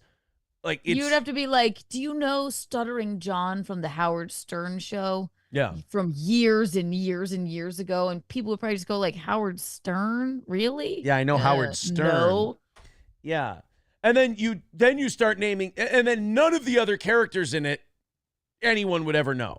So like it would be a 19-hour conversation and you'd have no friends at the end of it. I know. Let's continue with Patrick Melton. Let's see what he's dealing with. Stuttering John in Patrick Melton's neighborhood saying, "This is what I'm dealing with." Okay. This guy lives. I mean, look at this shit area. Holy shit! But now let's do this. Not to defend Patrick Melton, but it's just a neighborhood with a warehouse in it. I mean, it's sunny. I don't know. It's not. There's not garbage everywhere, and no, like. I mean, it's not that bad. Keanu got fucking shot at. I know, and that was the Upper East Side, for Christ's sake. For Christ's sake. Time for the day of reckoning. He looks like a drawing of himself. He's very cartoonish. Yeah, it's just very, like, he's got a very AI appearance. Right. Like, it doesn't look like a guy. It looks like a rendering of a guy. He looks like a video game of himself. It's true. And it's happening now.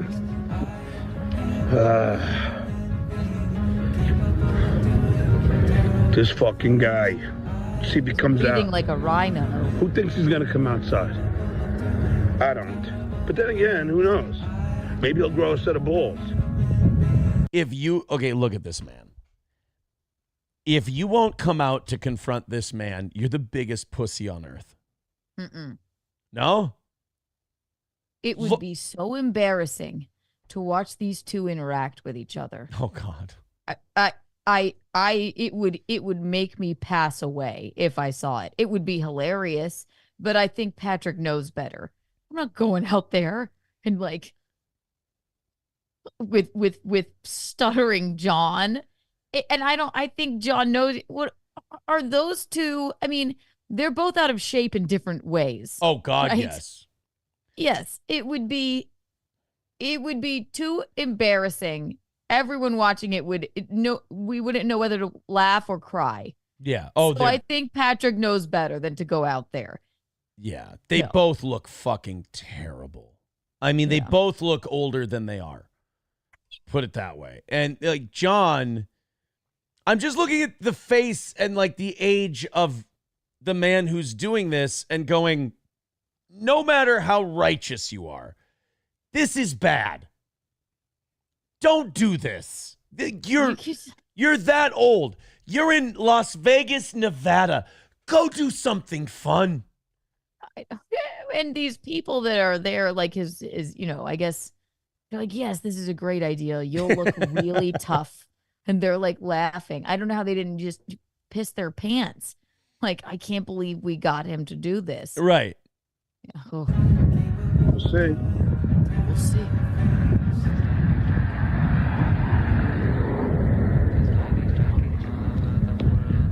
Now, I'm right in front of the house. Here we are. I don't want to dox his address.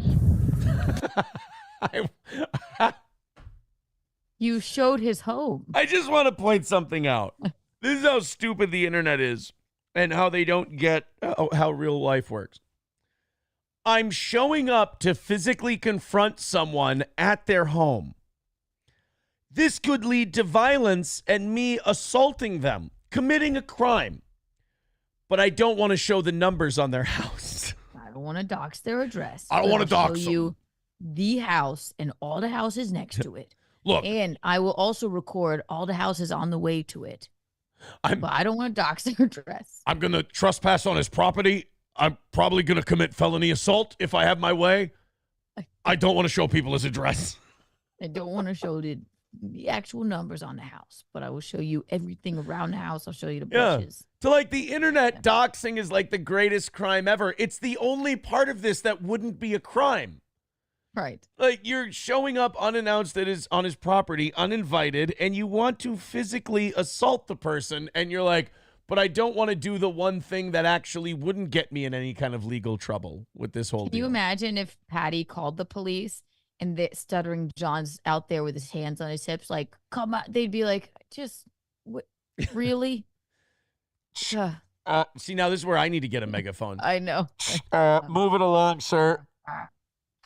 Sir, could you please take your hands off of your hips, sir?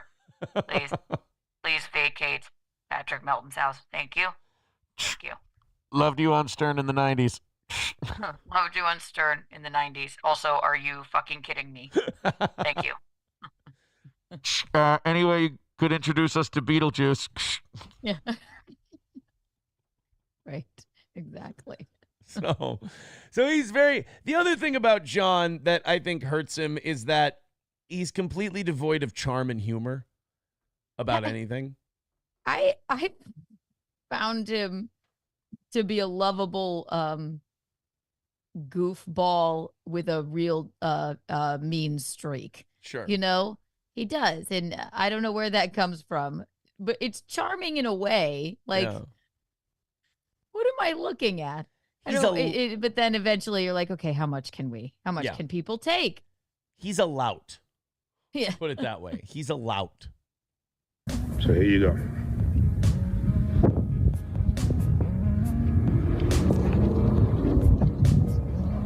I don't know how to flip it back.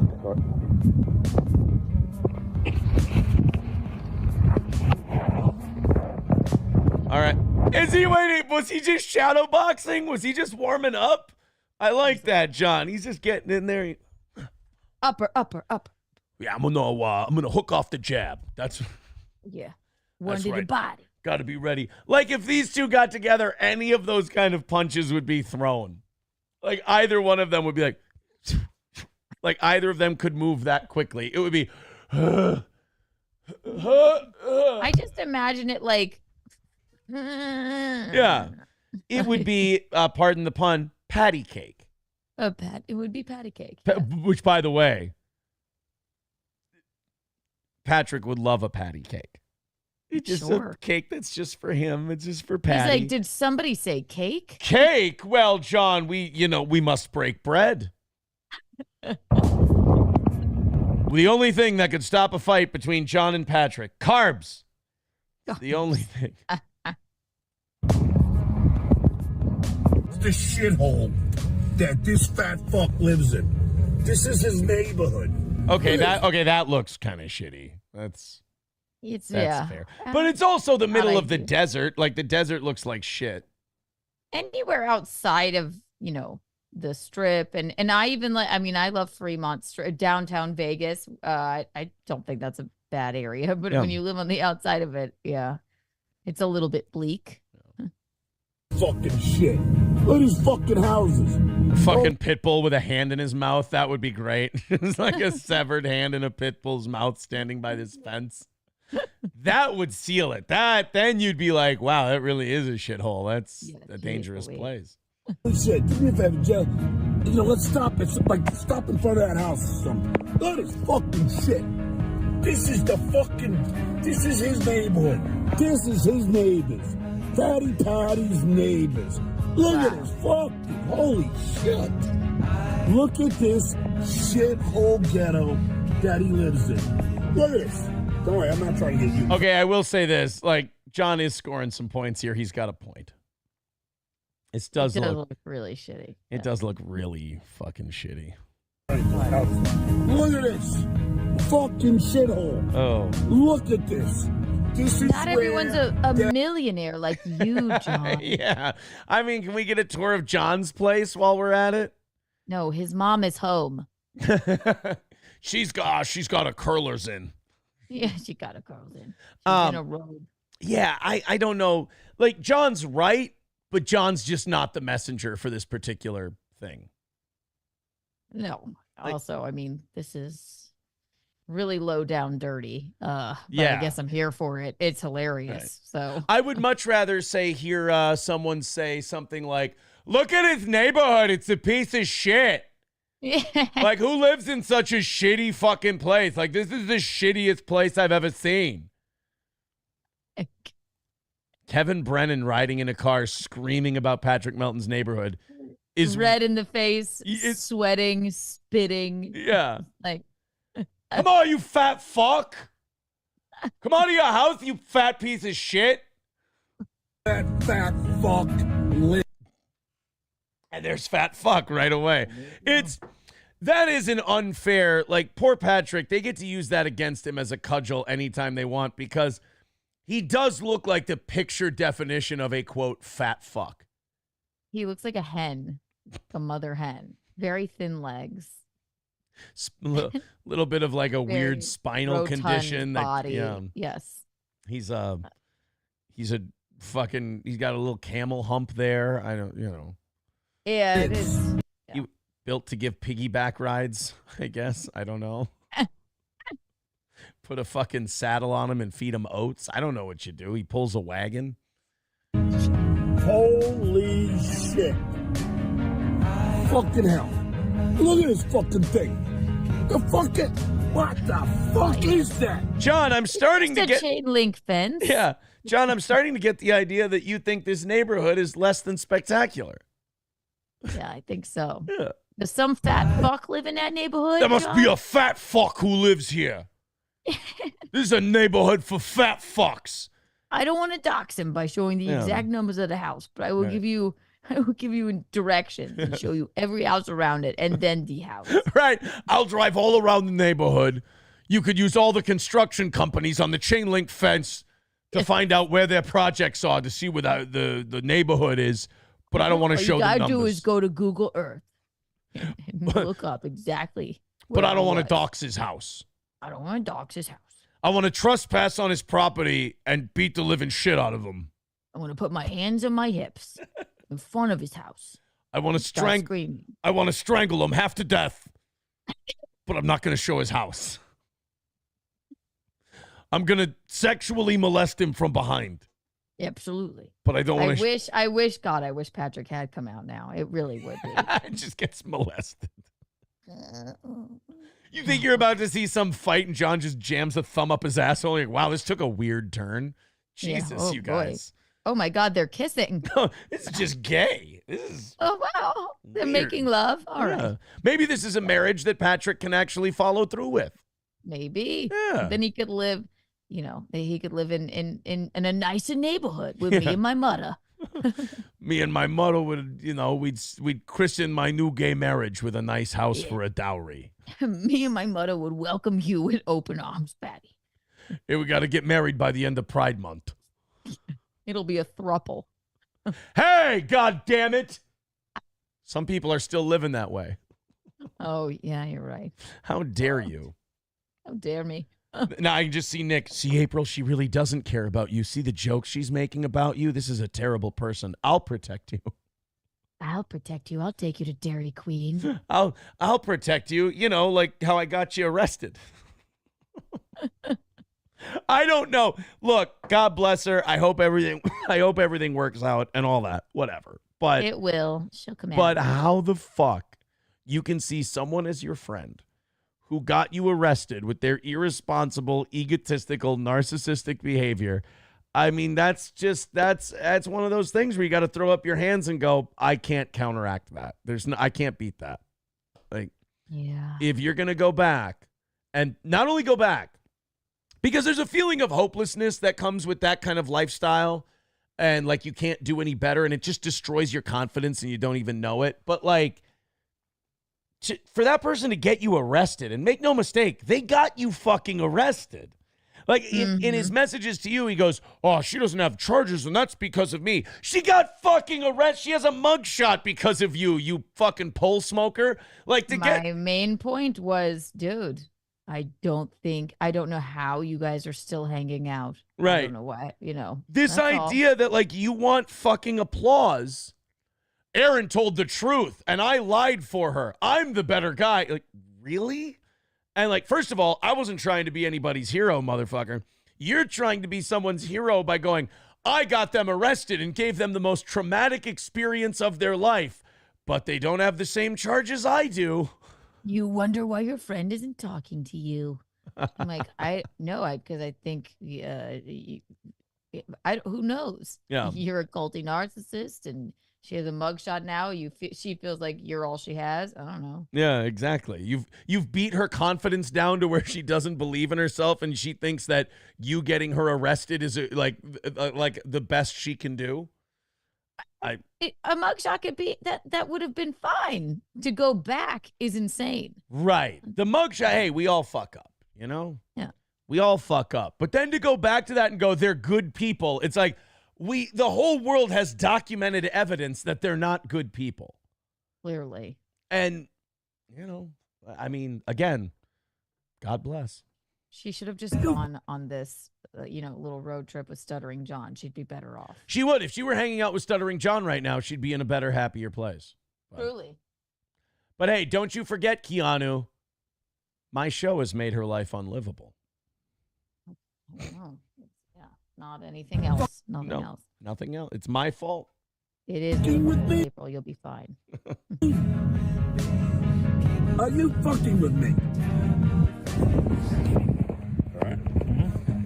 You know what I find funny about this? Here's what I find funny about this. John is driving around as if someone has lifted up a blindfold and they've kidnapped him and made him look at this neighborhood. He actively chose to drive around in this place. He's like, "Are you fucking kidding me?" Like he's getting mad, and it's like, John, you chose to do this. Like I don't know why you're mad. And now he's John Cusack and Say Anything. What is that? I don't know what that is. I thought at first it was like a speaker, like a music speaker. Then I was like, is it a weird TV monitor? Is it a tablet of some what sort? is that? I mean,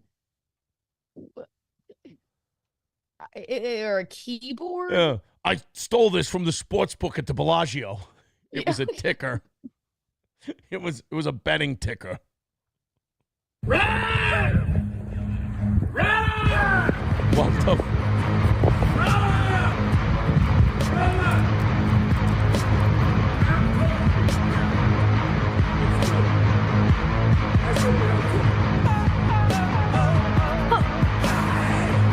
He's not coming. He's just standing outside of a man's house. What I love about this is he doesn't stay too long. He's like, well, I haven't seen this part. It's great. Well, whatever it is, it's broken now. Yeah. He's getting ready, man. He's warming up. Anyone opens that door, they're getting fucking rocked by John. What the fuck? Patty's house doesn't look so bad. No. Well, Patty's fake fiance's house that he rents Patty's a fake basement. fiance. Yeah, that he rents a basement out of. And if you're John and you're going to call out Patrick Melton, let's be fair to Patrick. You have to give him time. He's an obese guy. Mm-hmm. He's not just going to, he doesn't walk up the stairs like normal people. He has to turn diagonally and he has to be very careful with each step because if that big tree go down, it ain't getting up anytime soon. You got like a turtle on its back situation. Right. You have to give him time to rock out of his chair. He needs momentum. Right. And then he might need breaks, Right. And then when he gets to the door, you got to give him time to catch his breath. Yeah. So John's got to give this a few minutes. You can't just Exactly. go. Yeah. Not everybody can be, the picture of health like you, John. Right. Compared to Patrick, John is a body beautiful, but that's grading on a very obese curve. This is amazing. Oh.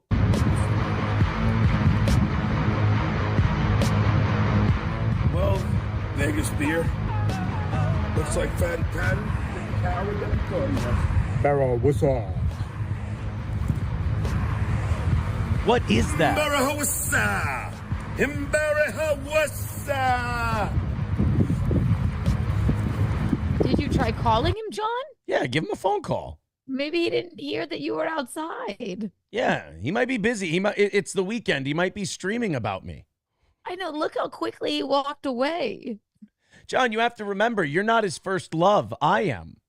Exactly. So he might not be thinking about you right now. He might be on a plane to Minnesota to fight me. Exactly. Jesus, Patrick, quit embarrassing yourself. He had to buy 2 seats and everything. Yeah, it's an expensive trip. I tell you, the shit he's done to Kate Meany, the shit he's done to my family. The shit he's done to Kate Meany. Now we're white knighting for Kate Meany? What You the? did it to herself. I mean, yeah, Kate Meany, or as they call her on Keanu Cast, Annie Anal. I never said that. She called herself Annie Anal. She offered that information to me with I did not even pry. I randomly got a DM from Kate Meany like 2 weeks ago, and she was like, "What are you doing?" And I was like, "Nothing. Hi, Kate. What you doing?" She writes back, "Sliding into your DMs." And I'm like, oh, "Okay, how's it going?" Like, I just kind of, I'd rather you didn't, but I was being nice. I'm like, "All right, how are you?" She goes, Hi. "Oh, I just find how boring you are to be very funny to me." Oh, And I'm like, "Okay." And got then, him. then Got him. no, at the end of it, she goes, "I'm sorry, these DMs were meant for somebody else." Because like none of it made sense. I'm like, "What the fuck?" Like, you and I have never spoken. Like, we've never interacted, and then I'm getting these DMs, and I'm like, "Yeah, okay." Oh, Hi. I meant, Neil Toe. Yeah. Morning show. Like, who? Oh, no. I meant he's a hunter with prosthetic legs. It's Steel Doe morning show, Still Toe. and it was a different guy. I'm sorry. All right, so John doesn't like what he's done to Kate Meany. He doesn't like what. Now I have seen this part. This gets very funny. This is where I get involved. The shit he's done to fucking April Emmelt and Nick. Anderson, John. It's fucking Anderson. John, How dare you, John? Do you? how dare you? To quote Artie Lang, don't you read Variety? It's Anderson. So he's white knighting for Kate Meany. He's white knighting for April. Okay. By the way, John, if you want to protect April, you don't show up at Patrick Melton's house. You show up at Nick and Kayla Ricada's house, John. He's like, oh, If you're trying to protect this the is people. in Minnesota? Yeah. I was going to protect her from that big Juno's lawyer. You love Dairy Queen, John. Yeah. Do you like a good grill and chill? Kids, Aaron Emmelt, this guy's a piece of fucking shit. John, let's not pretend that you're doing this for me. Please. I'm not trying to pull a Will Smith and say, keep my name out your fucking mouth. But I do not believe that Patrick Melton's obsession with me motivated you to get in the car and drive to Patrick Melton's house. Why are you there? And by the way, John, I would, a reasonable, rational person would be like, this might have been a mistake. yeah, I maybe went a But little I too can't far. imagine he's thinking that. He's like just getting more aggressive as he walks away. Mr. Tough Guy. But like, Patrick Melton has zero power and he has zero influence, John. The only thing you can do is give him power and influence by doing retarded shit like this. Remember, Patrick Melton's a chicken shit and a coward who's doing a gimmick. So as long as you treat him like a gimmick and a goof, you're fine. He can't do anything. He has no sway. He has no power. You show up to his house and start yelling and screaming and he doesn't come out. Now you've given him power and you're screaming about Kate Meany and my ex-wife and me and all this shit. John. I think he should have stayed out there longer. I wish he had. I hate that they let him walk away and like, no, John, give it an hour. Yeah, like if you're going to See what go out happens. there. I mean, that was 30 seconds. Yeah, if you're going to go out there, you got to stay until he comes out.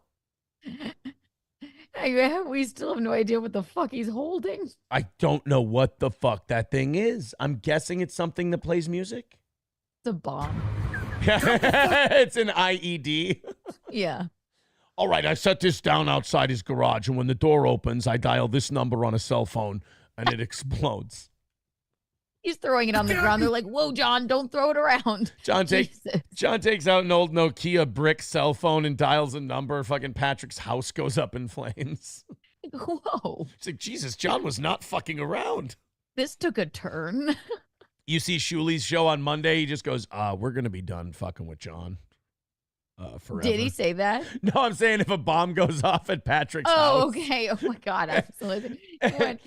Shuli just goes, yeah, we're gonna cut our audience by about 80%, and Yeah, 90. No, Yeah. that was more shocking. The bomb was less shocking than Shuli saying we're going to be done with Stuttering John. Right. It's It was like, like, no way. that's all it took. Come on, I'm going to Georgia, Alabama next. Like, oh Okay. boy. That fuck! Maybe that's his cell phone. It's like a jitterbug phone. It's like a comically large Zach Morris phone. He just holds it up to his ear. Or maybe his like cronies just told him that was his cell phone. Yeah. Like you can It's call actually Patrick on this. My page, I'm on the waiting list at Olive Garden. Mo, I had to go because the pager went off. The pager went off, and I had to pay. I gotta get Southwest egg rolls at Chili's. If I don't get a tour of Italy today, I'm gonna lose my fucking mind. I see why people do this now. You're in It's so fucking fun. Las Vegas. You can go to any fucking Italian restaurant you want by like world-class Italian chefs. And you're like, I'm gonna get unlimited soup, salad, and breadsticks. Yeah. But the breadsticks, they're unlimited. The fuck out! I'm fucking pissed! You did this. Fucking guy! Fucking dickhead! You say one more thing about my fucking family! The next time I come Can't back, hear I you won't be talking. now. Like a block away. Yeah, John. I don't think he can hear you. I mean, it seems like the wind is blowing away from his house. He should have My Fair Ladied it, like on the house at the house where you live. Yeah, he needed to like sing or something. Yeah, he needed to. If I was a rich man. He stands on his roof. Fucking asshole! Motherfucker, I'm pissed! Can't even come out and talk to me? Well, You were there for 30 seconds, John. You should have stayed. You really seem like you're in a talking mood too. Motherfucker, piece of shit, Kate Meany, April M. Holt, Aaron M. Holt. Shouldn't have done that to Kate Meany. Shouldn't have done that to Kate Meany. You should have asked for anal instead. Yeah. He only started talking and screaming when he walked around the block, but Yeah. now he's pissed. Now Go he's back, John. Yeah, now he's really worked up. Yeah, John, use that energy. Come on, let's get after it here. Throw your cell phone at the window. Makes me so Jerry can't even come out and talk to me, a pussy! Howard! He didn't do it. I thought he went Howard. What is Like, holy fuck? Howard. We're- He we're said b- coward. Okay. Yeah, we're back to how shitty the neighborhood is. Okay. How the fuck did they get that truck in there? I am not altogether sure. That's interesting. I mean, this is where this fat fuck spews his hatred. This fat fuck. John, you said projected his insecurities wrong. Spews his hatred. More like copes with being morbidly obese. Come on, John. This is Uses hatred. yeah. That was- Behind his little fucking keyboard, he's a big tough guy. Well, I'm in your Looks like a fucking neighborhood, you Tarantino fat film. fuck, and you couldn't come out. What happened, you fat fuck? Why couldn't you come out, you? He was eating cupcakes. Leave him alone. Jesus. And also, John, you needed to start screaming. I mean, you were there for 30 seconds with your hands on your hips and you walked away. I don't know. Maybe he just didn't. Maybe he was napping. Yeah, right? Yeah. I mean, Which when would you're make sense. yeah, when you're that size, you don't get as much oxygen in as the average person, so you probably get sleepy a lot faster. Right. Fat fuck. What a pussy. Mbarahosa. Mbarahosa. That's a good one, right? Yeah. What does that mean? Very good. I don't even understand how this video is any longer. What happens? I don't. Yeah. How is this on for another 2 minutes and 24 seconds? How does this end? Yeah, and I have to know. Like, I can't go 5 minutes in and not see the last two. No. Justice is best served by the... Retarded. Justice? Yeah, what kind of justice? I don't even know if he heard you. No, you don't understand. Former Braves outfielder David Justice lives here. Justice. Oh, now we're at the bar. And you're going to a shitty bar. Like, you could go anywhere. You go to a nice place in Las Vegas and get a drink, and you're at the fucking arcade, for God's sake. Oh, man. Oh, no, that's a casino. I thought he was at a bar that had, like, fucking game. But still, it looks shitty, John. Hey, Patty. Went by your house. You weren't there. Tried to set up some false alibi. Oh, the house at 2 o'clock. So I waited. I didn't. You leisurely strolled by. You didn't wait. You didn't even knock on the door, John. Yeah. It's Like, rude, actually. He should have had a megaphone. Come out, you fat fuck. That would be You great. were prepared. Right. Everyone's all scared of Nick. Keanu's just reading his DMs and shitting all over him. Patrick Melton, Stuttering John would knock on his door. Here's little Keanu just going, "Come out here, you fat piece of shit." Come out here, you fat fuck. What you did to Kate Meany? I'm pissed. Maybe he would have heard you. I'll get you a megaphone, John. We'll get you a nice color. Do you like cobalt blue? We'll send you one. I want to bring my megaphone. I have one just like yours, only it's blue. I don't know where I put it, but I want to bring my megaphone and just go, "Patrick, I just want to say what you did to Kate Meany. All right, I'm actually fine with that. What you said about April, okay, that turned out to be all true. Look, the point is, you fat fuck." The point is, I don't remember what I'm mad about. Yeah. But if you don't come out here right now and slap me, then there will be hell to pay. Show up to your fat fucking trash till 6 to 5:50 p.m. Guess you weren't there. You weren't. You know why? Because you're a big, fat, hunchback, douchebag. Who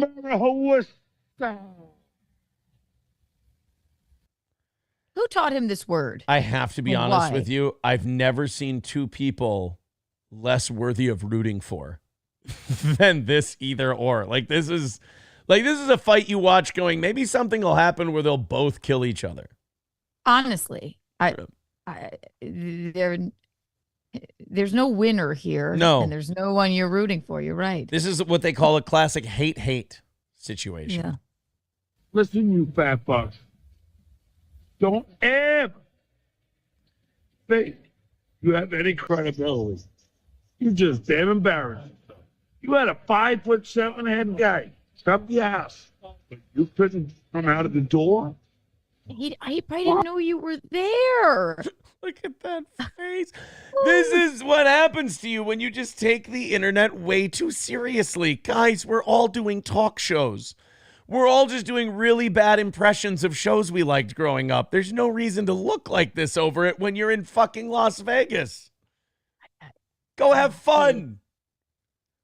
It's mental illness for sure. If I was hanging out with you and Gino in Las Vegas and one of you brought your phone out and started streaming about something like confrontational, I would smash your phone against the fucking wall. If we were in Vegas, do you think what if I just went, you know what we should do?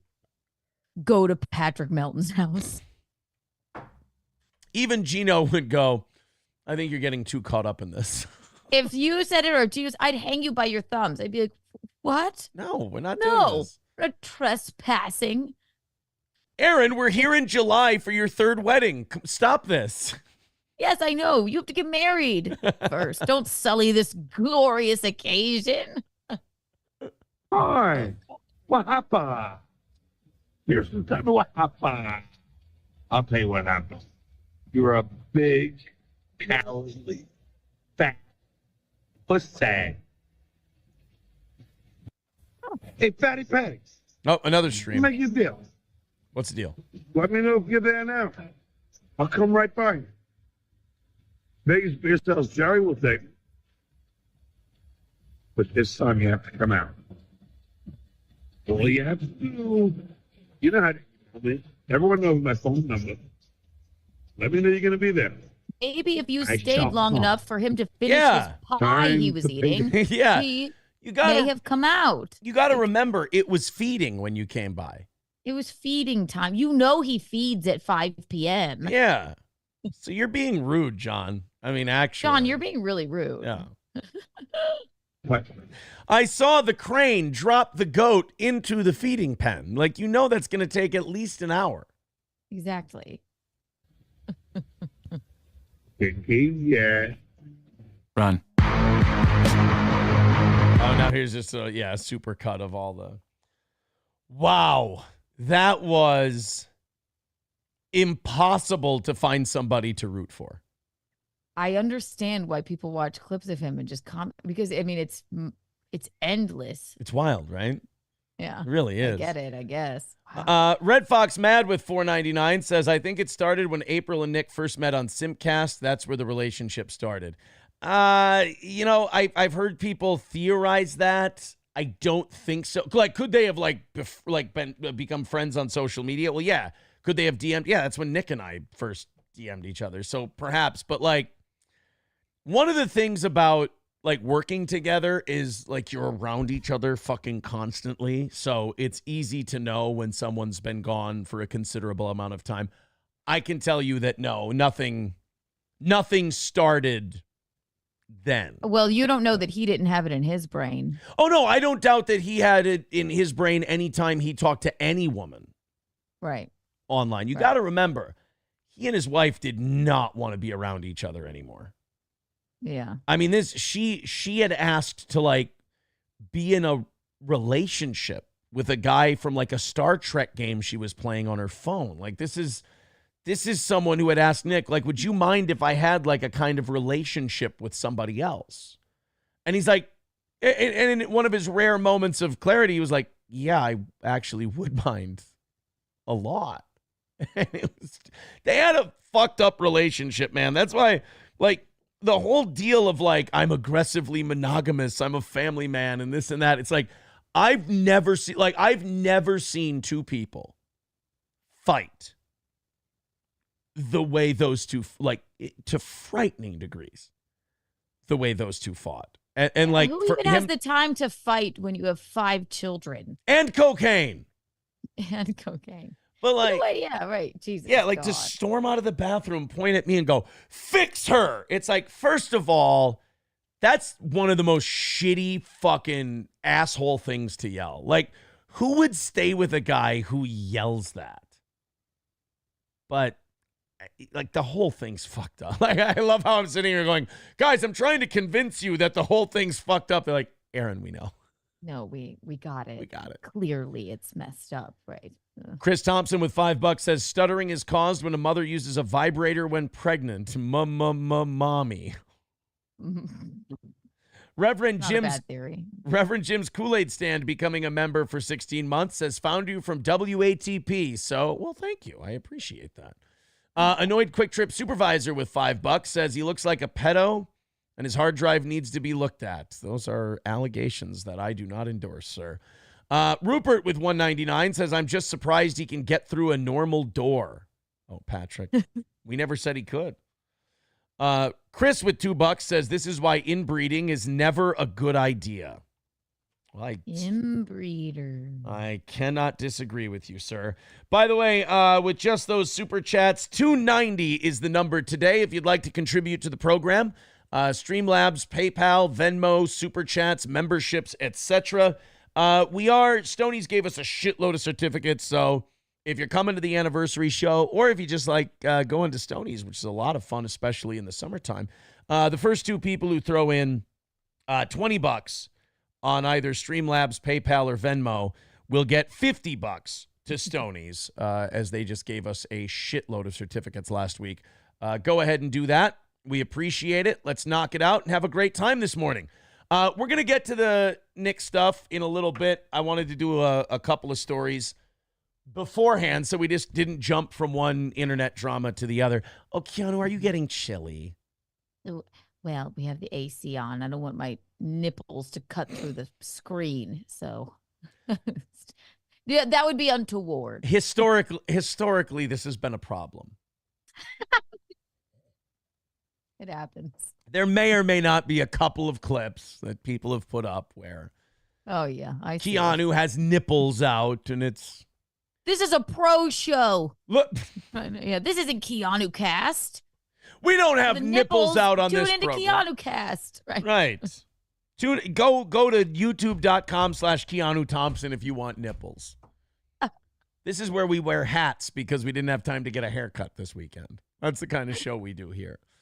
I wanted to do this because I had no idea that this was a thing. Did you know that U-turns are homophobic? Like no U-turn signs are homophobic? I heard you sort of talking about this. And I know I did not, and I have a gay brother, so yeah, you never mentioned that. every guess I had for this was just juvenile and wrong, but it was like the best guess I had because I had no idea how like no U-turn signs. I was like, does it look like a butthole? Is there something about sheep maybe? A U-turn? A U-turn. That means gay? That ranchers would be offended by it then. Maybe it's like Brokeback Mountain. Weren't they herding sheep or something? They were. It's the only thing I can come up with. I don't know. I was like, maybe because it starts straight and then goes crooked and comes back around, and that like it got so juvenile yesterday because I was confused. I was like, how is this anti-gay? And then I went, well, is it like a dick curving around to a butthole? Is that like like when you make my imagination run wild, I come up with stupid shit, but I don't know how else to make this homophobic. So Are they going to tell us in this clip? they'll tell us in the clip. Do you have any guess to see if you can nail this? Let me really rack my brain. All right. Nope, nothing. Not a clue. I All have right. no idea why this drag queen is defacing this By the name.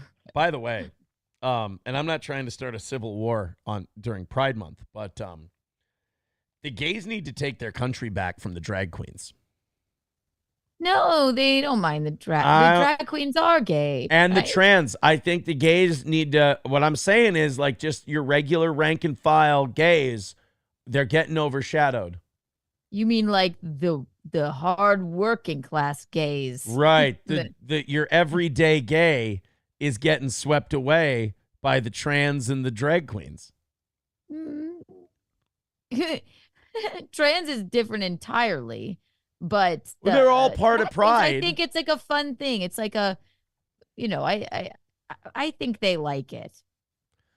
This guy's name is Larry, but right now he's, pheromone. Yeah. Right? Oh, pheromone. That's so nice. I don't know, man. I think the gays are losing their country. That's all. I think it's time for them. They've been neck deep. Okay, Harvey Milk. Look, to quote Al Pacino, I've been neck deep in the whole thing since it all began. Come on, gays. Don't let that. This isn't the voice of anti-gay shit. I want some dude with like short salt and pepper hair who's been in it for a while. He's maybe in his late 40s, early 50s, but he looks remarkably younger than that, and he's in good shape. I want him taking down the U-turn sign, not the drag queen. Maybe. I want an old school people really gay. pay attention when it's a man in showgirl outfit, right? Yeah, so you got me there. or They else are. we wouldn't know. We'd be just like, why is Larry taking down the U-turn sign? You're right. They are showy. They are Hey. showy. All right, let's find out why U-turns are homophobic.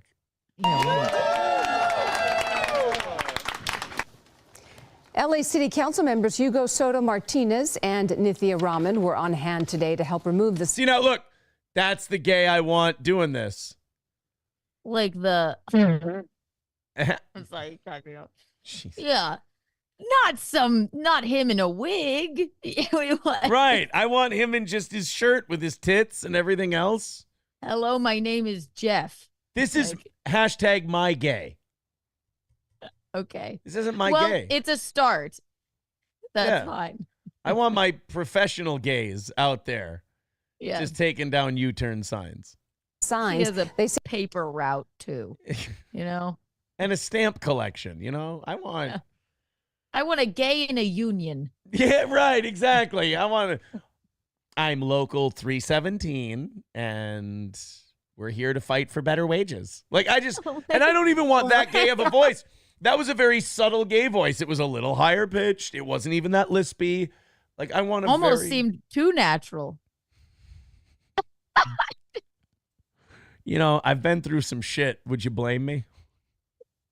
It's true. You're like, then again, I'm just gonna try men. Then again, do you really go gay to get away from drugs? No, you don't. No, then you'll be on. Then the poppers come into play. Oh God, and the Molly's back on the table. You're like, oh God, wow, I went directly the wrong way, and I don't mean sexually, just drug wise. No, the butt sex is like the least troubling thing about it. It's all the fucking Molly I've been doing. That's just really. And like martinis are good. There's not like I just don't want to drink them, you know. But this is my gay right here. All right, let's go back to my gays taking down U-turn signs. And I don't know why Penn Jillette decided to dress in drag, but it's troubling. Remove the signs. They say the no cruising and no U-turn signs were put up in the 1990s to prevent people in the gay community from meeting up with other gay people. Okay. So the no U-turn signs, they believe, were put up by the community because just a bunch of gays were meeting up at night and butt fucking each other in the cul-de-sac. Is this the Castro district? I don't really. I mean, if it's true, I guess. I mean, it just seems a little bit odd. I mean, there's no U-turn signs everywhere. Yeah, no U-turn means no gay sex. Like, no gays better be meeting up here. Yeah, I think you guys are taking this a little personally. Usually no U-turn just means this is an unsafe place to do a U-turn because there's blind spots. But, I mean, okay, maybe it means, you know, hey, listen, you queers, don't come in here and start butt fucking. This sign will stop you. Did they have a big public gay sex problem in Franklin Hills? Yeah. What? Franklin. Oh, man. Confusing. I'm tired of going out to get my paper and there's just blowbangs going on all over the goddamn place. Somebody should put up a sign. I know. No U-turn. Like, I love how they're like, back in the 70s and 80s when homophobia was like openly accepted and rampant, they're going to put subtle signs up.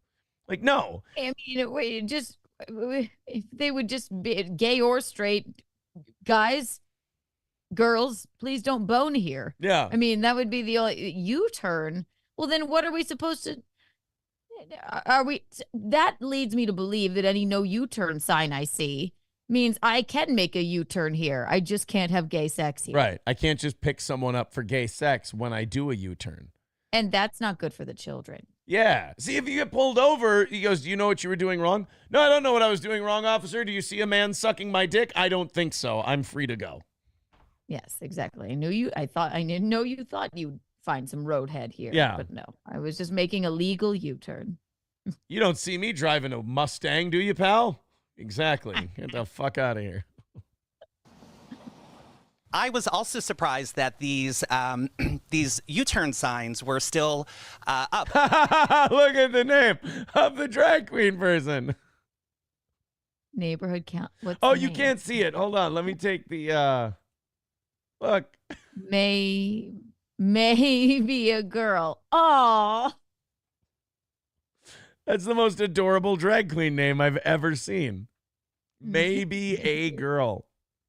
Maybe a girl. Or maybe not. That's the fun part. You get to find out. And at first, they seem a little, okay, it's just a no U-turn sign. But when you learn the history of it and you realize that these were used to profile gay people, it's so important that we have these removed. How? Like, that's what I don't get. Like, it's just a sign that says no U-turn. I don't not believe maybe a girl. But, I mean, I think you would be drawing more attention to it now. And then what are we supposed to put for no U-turn? Oh, there? Look, Keanu, it says no U-turn midnight to 6 a.m. So they're targeting, okay. like, party butt fuck time. God, what an unfortunate no U-turning here. Okay, wow. But how Well, committed are you towards your sodomy if that dissuades you? it wouldn't. Right. You're Yeah. trying to fuck. You're not going to let a no U-turn sign. I mean, you wouldn't even let, like, you got to remember, this is the old school days, like I said, of like super homophobia. You weren't letting your parents' disapproval and disowning you stop you from doing this. A no U-turn sign is not going to put a dent in your desires. No. Stop it, guys.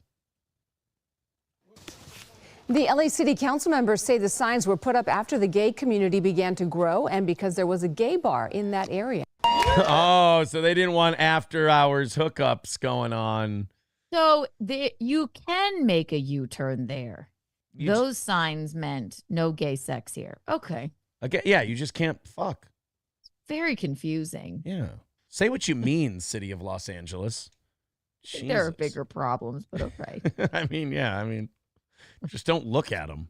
I got to talk to my brother about that one. I'm like, Yeah. Explain to me why this is important, please. You've never figured out why when you're driving together, sometimes he goes, God damn it! He's pointing out U-turns. Yeah. What?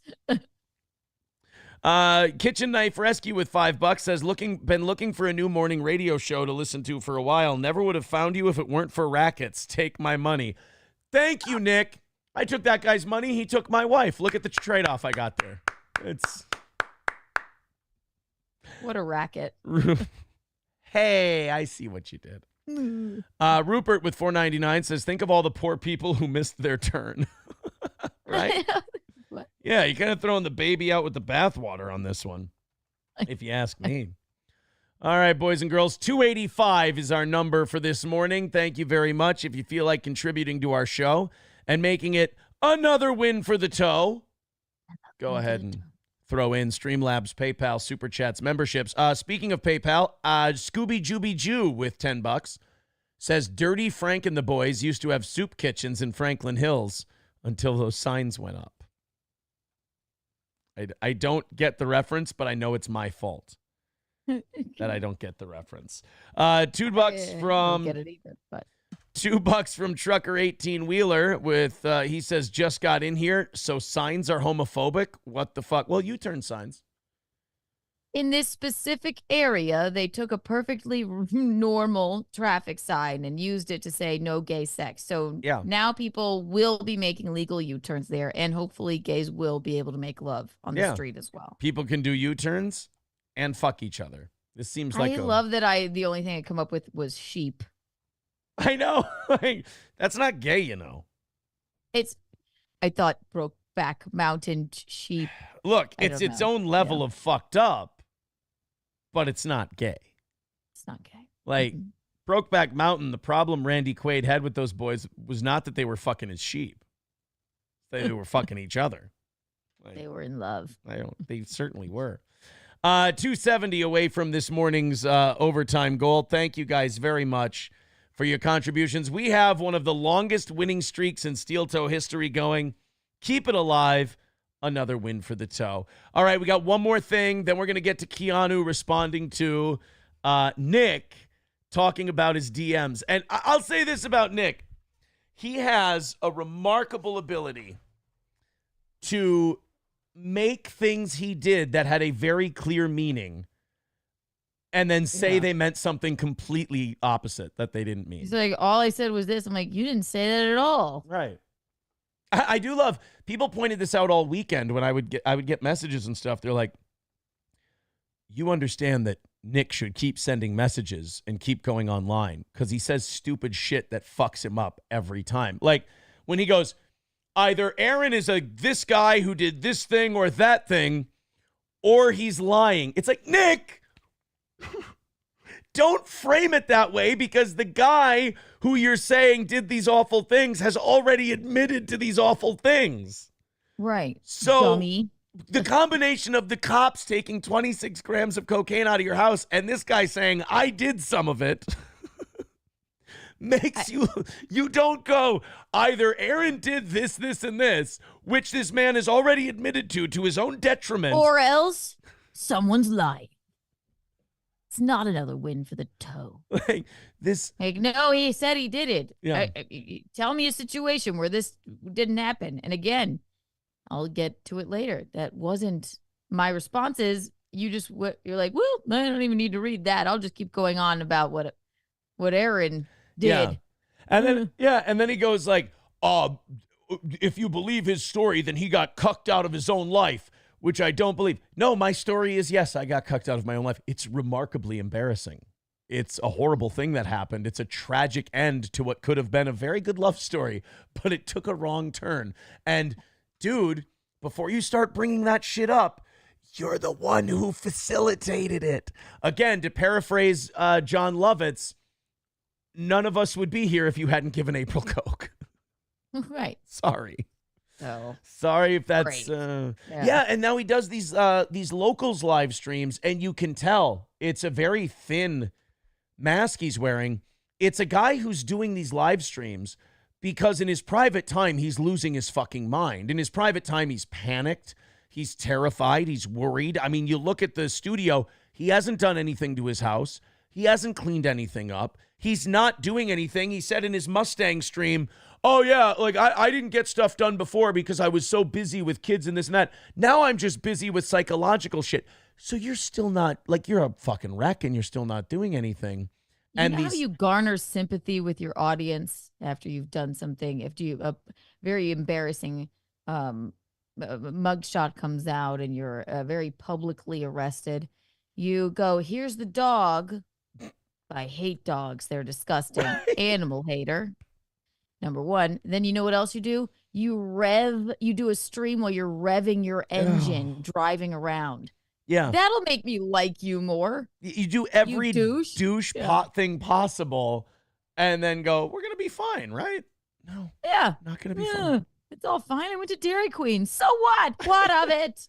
We'll get to that part too. Again, we're going to do this Portland thing, and then we've got like 3 or 4 clips for you. And then I've never really laid out all of the reasons I started talking about this. I've laid them all out independently, but I've never put them all together. And I think it would be very useful for some people because everyone has their different theories as to why I started talking about all this.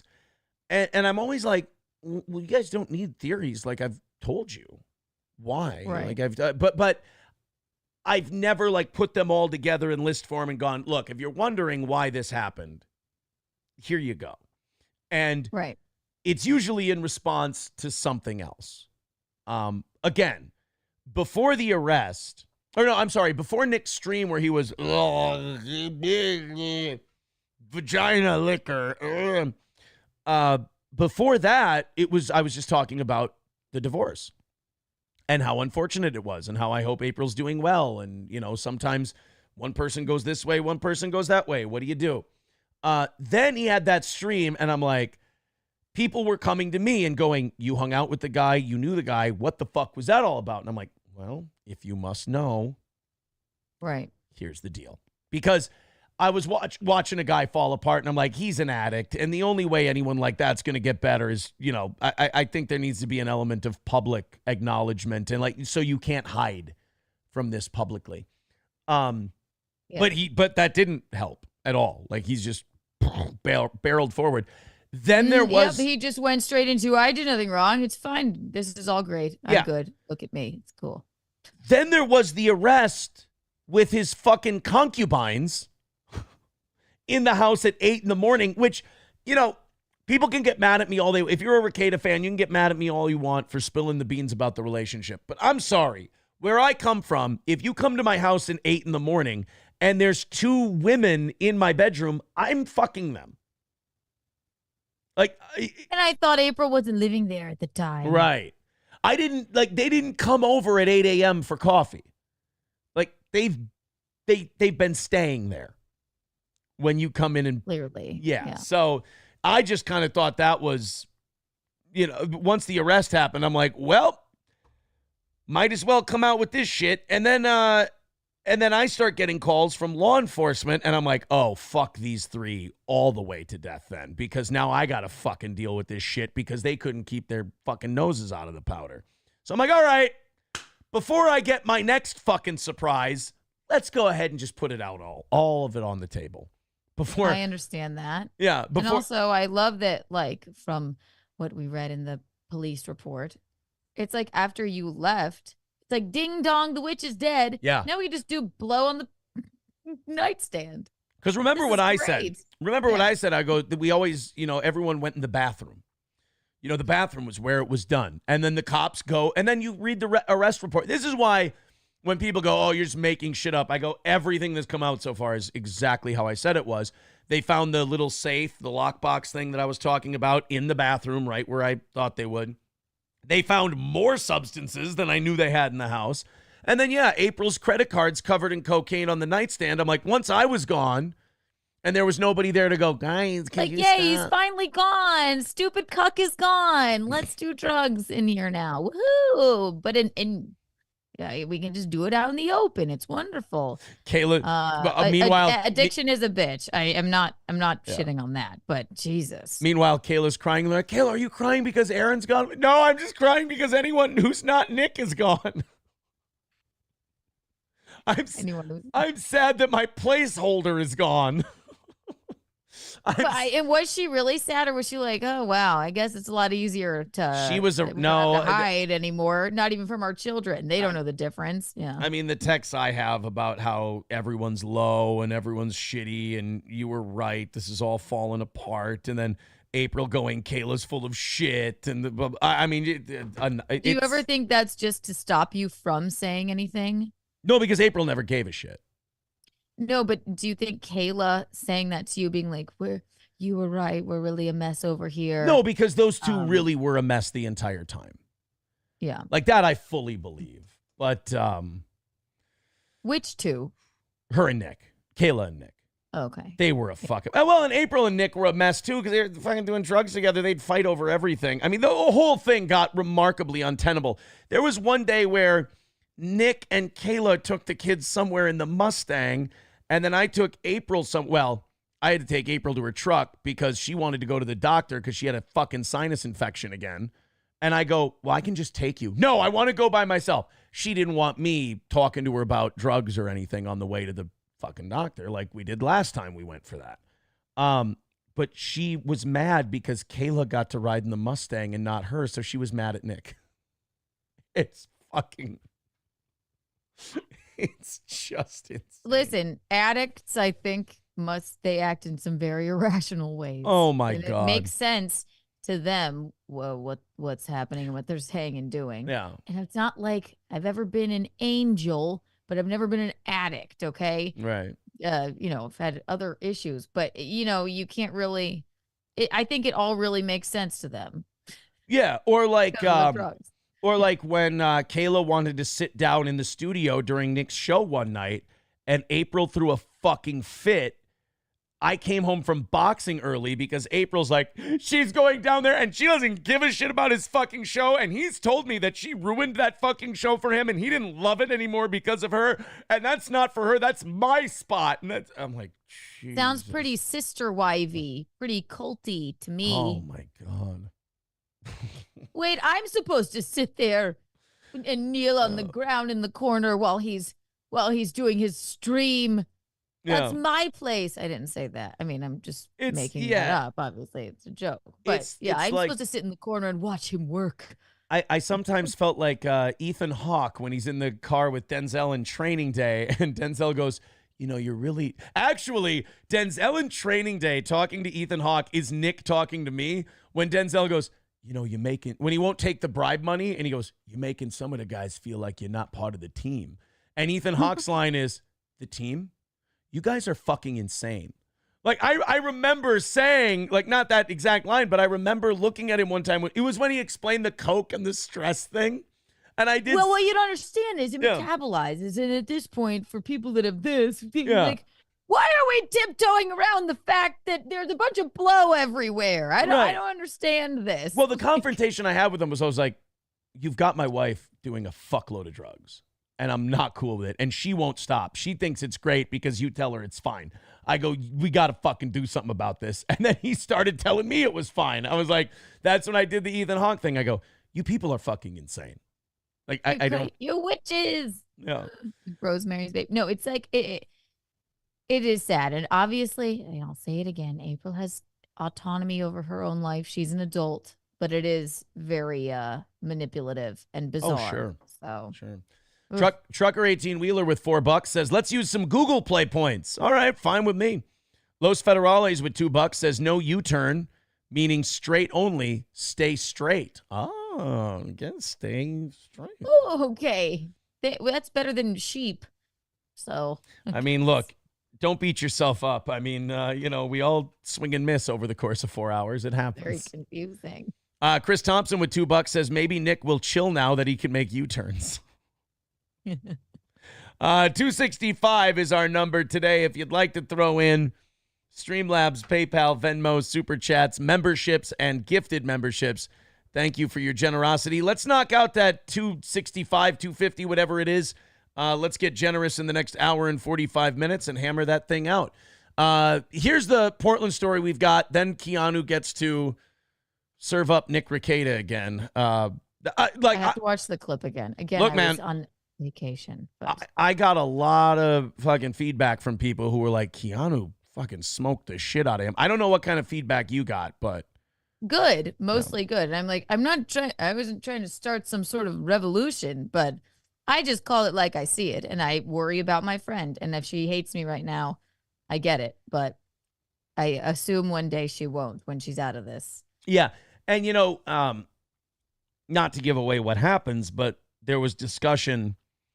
There was talk about that yesterday at the meeting I go to, which was having peace in the fact that down the road, you being right is not important. What the goal is that someday down the road, there's a reconnection with friends and family where they go, that got away from me.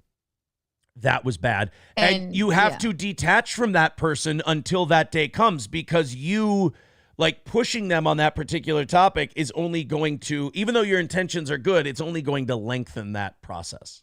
If you're an addict or what have you, or you're going through this thing, no matter what you say, no matter how rational you are, you're going to be the enemy. You're the enemy because you're getting, like Camelot said, you're getting between them and the next hit. Yes. Yeah. He actually kind of put that in perspective for me, because So we don't know that for a fact, but we'll see what happens. And if she's angry with me right now, then that's okay. She'll come out of it. It's She's one of smart, those tough things ass where bitch. you're on firm ground. You're like, if you're going to be mad at me for having this position, I'm not sorry for this position. So you're just going to have to be mad at me. Yeah, she's a tough girl and she's smart. She's not. She'll come out of it and be okay. So. Before we get into this, do you like theme park rides, or are you one of those gals who's terrified of theme park rides? I used to, but now in my old age of 31, I'm like, if it's not Murphy's Law, it's Kiki's Law. Like, if somebody's going to get their legs chopped off on a roller coaster, it's going to be me. So I do sort of avoid them at this point. But I used to love them. You're not going to believe this, but I'm slightly immature and childlike, and I love rides. Oh my God, you? Yeah, you're not gonna. Can't believe it. Right? Shocking. The day my kids want to go to the big grown-up theme park instead of Paul Bunyan Land in Brainerd, man, I'm fucking there for it. Well, then you got to come down to South Carolina with Carowinds. Is like, Jesus, the biggest roller coaster I think on the East Coast. It's terrifying to look at even. I'm sorry, Keanu, but I believe the biggest roller coaster is My Love Life. Hey-oh. Oh, my God. Just another win for the toe. Another win for the toe. All right, let's go ahead and check out. This was in Portland. This is a Kiki's Law moment. This is something, if you're not a ride person, this is going to keep you not a ride person. So we were riding a ride. This isn't supposed to be upside down like this. It's been like that for like already 2 to 3 minutes. I feel bad for them because all the power is shut off on it too right now. It's scary. All right, update. It got They're stuck. still up there. Those people are all upside down. Oh, it got stuck like that. It goes up and around and back down again, and it's been stuck for a half hour. Well, I guess all of Oh my How is God. everyone not dead? Like, I always thought if you hang upside down like that. Actually, like that's why you headstand in yoga. It's because oxygen-rich blood is rushing to your brain. Yeah. I don't think you're supposed to do it for 20 minutes. And the trauma of being like on this ride. Right. Oh. It's fucking bananas. So I'd be, yeah. Oh. So this happens for a half hour. And then, yeah, this is the kind of shit. Like, this happens one time. And if you're a non-ride person, this keeps you off rides like this forever. If you're me, you look at this and you go, oh, well, this happens 1 in a million times. I've got 999,999 more times before this ever happens again. I'm fine. That's what I'm saying. I'm a Friday the 13th born Scorpio. It would happen to me. If something can go wrong with this ride, I will be on that ride they will happen when I ride it. So I can't. But I'm a terrible friend. Like, if you and Gino went on this and you got caught upside down and I was there with another person, like, and it was going to take a half hour, I'd probably walk around. Like, oh, let's catch another ride. Yeah, I'd walk around for a while and then come back because, like, I can't do anything for you. Like, This you're is terrifying. way the fuck up there. What am I going to do? Yell encouraging words? You got this. You're set. You're not going to hear me from up there anyway. You're all screaming. You're like, Aaron. You're like on another ride. I'm eating. You come back with like a cotton candy. Yeah. Like, are they down yet? Or You got to do it right up there. I'm gonna go grab a beer. And you got to be fine. You're like, please, can you throw me a White Claw? I chuck one up and I miss. Fucking comes down on some kid's head. Like, help. Oh, God. It's been about 5 minutes, maybe a little bit more, and they've just been hanging up there this whole time. We just asked the lady at the bottom of the Ferris wheel if this has ever happened before, and she said no, and she said she's actually concerned for them. Yeah, no shit. People are hanging upside down for a half hour. You should be concerned for them. It hasn't happened before, but I actually am concerned. Oh, okay. Oh, they just said Oaks Park. They just said the park is closed. Jesus Christ. That's how you know you have no fucking solution on how to get these people down. Everyone get out so no one can take any more pictures. Right. When you, the end of this video does not show them getting down. But like, if you go and you go, we're shutting down the whole park because this ride's upside down, that means you're not getting off that ride anytime soon. Yeah. Soon, Well, and as excuse me. far as like tragedies with theme parks go, I assume they all lived. They just took them a while to get down. Nope. Yeah, nobody died, luckily. You But- have to look up one of these days. It was at Carowinds. I saw it. There was an entire on the roller coaster. Some man saw there was a big crack in it, and that was that this park? part of it was at Carowinds, yes. And he was like, "Look at that roller coaster!" And like nobody was doing anything, and they were going around. Yeah, you know what I'm talking about. Yeah. This one right there. Look at it. The whole thing, a giant crack in the support beam. And what was so insane to me was that he was like, no matter who I told, no one seemed to care. Yeah. The whole fuck. It wasn't like the thing moved. The thing came off the other thing. Ooh, yeah. If that goes one more fucking inch, the car is going into the parking lot on top of people or something. Oh, it could have been terrifying. It's gone. It's off the thing. It's just sitting there. Oh my God. How many times did that happen? How did no one notice this crack? I'm not. No. I was gonna make a Yeah. No, we're getting to that story. Kata joke. Yeah. We're getting there. We're getting to the crack. No, that is terrifying. Thankfully, no one was harmed. But Jesus Christ. Tony with $5 says it's good you two are hopeful April will make it out of her addiction alive. Well, nobody wants anybody to die. Jesus. That's why that does concern me, but I know she's a smart woman and will I'm gonna manifest and not. There's there's two things that make me concerned for the lives of others in this situation. It's the drugs, number one, but also the love triangle situation. Like, people die in those all the time. Yeah. Like, especially if a wife, say, is pissed that maybe some clothes got moved into her house. You know, I mean, That might, yeah. Wow. that could I didn't think of that, but that geez. could be a bit of a problem sometimes. By the way, Keanu, we do have an address. The lady I'm seeing, or I think we may have confirmation, Slam Piece. Slam Piece. Text me, you call me April number 2, I'll never speak to you again. I'd answer to Slam Piece.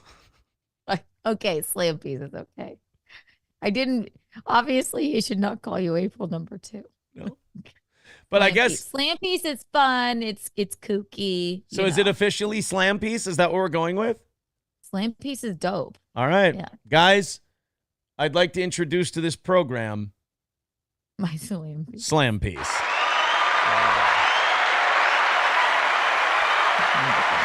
And it's my Slam Piece. No sharesies.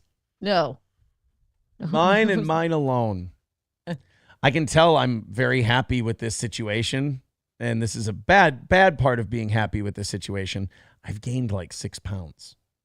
Good for you. Yeah, it's not good. We got to back it off another 5.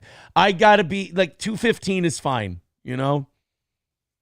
Don't develop an eating disorder over it or anything. When it was 221 this morning, I was like, all right, we got to back this shit down. This is not. You're tall and lanky. It's like, okay to call you a fat retard. It's hilarious. I mean, it is funny to call you fat, but you're clearly not fat. It is funny to call you fat. And look, when a man like that is lashing out, you gotta give him some leeway, right? Yeah. I mean, he's From what I hear, he's going through it. It's a bit of a rough ride of your own making. Oh no, he seems to be pretty pleased with himself. So, the more I watch these live streams, the more I say two things. I say, one, keep going. Just keep talking. Keep going. This is great. And number 2, I go, this man is not doing a good job of hiding the panic and fear that he's constantly living with on a regular basis. A little culty, narcissistic weasel. And the walls and are you won't closed. Convince me otherwise. I would take some major convincing and some proof and some bullet points and some facts. I don't mean bullets like what he left by your kid.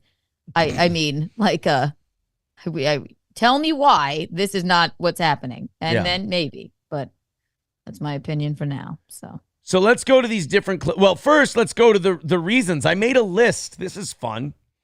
Because people have been going, oh, he's, on Twitter and stuff, they'll theorize like he's speaking out because of this, or he's speaking out because of the divorce, or he's speaking out because of the arrest, or this, that, and the other thing.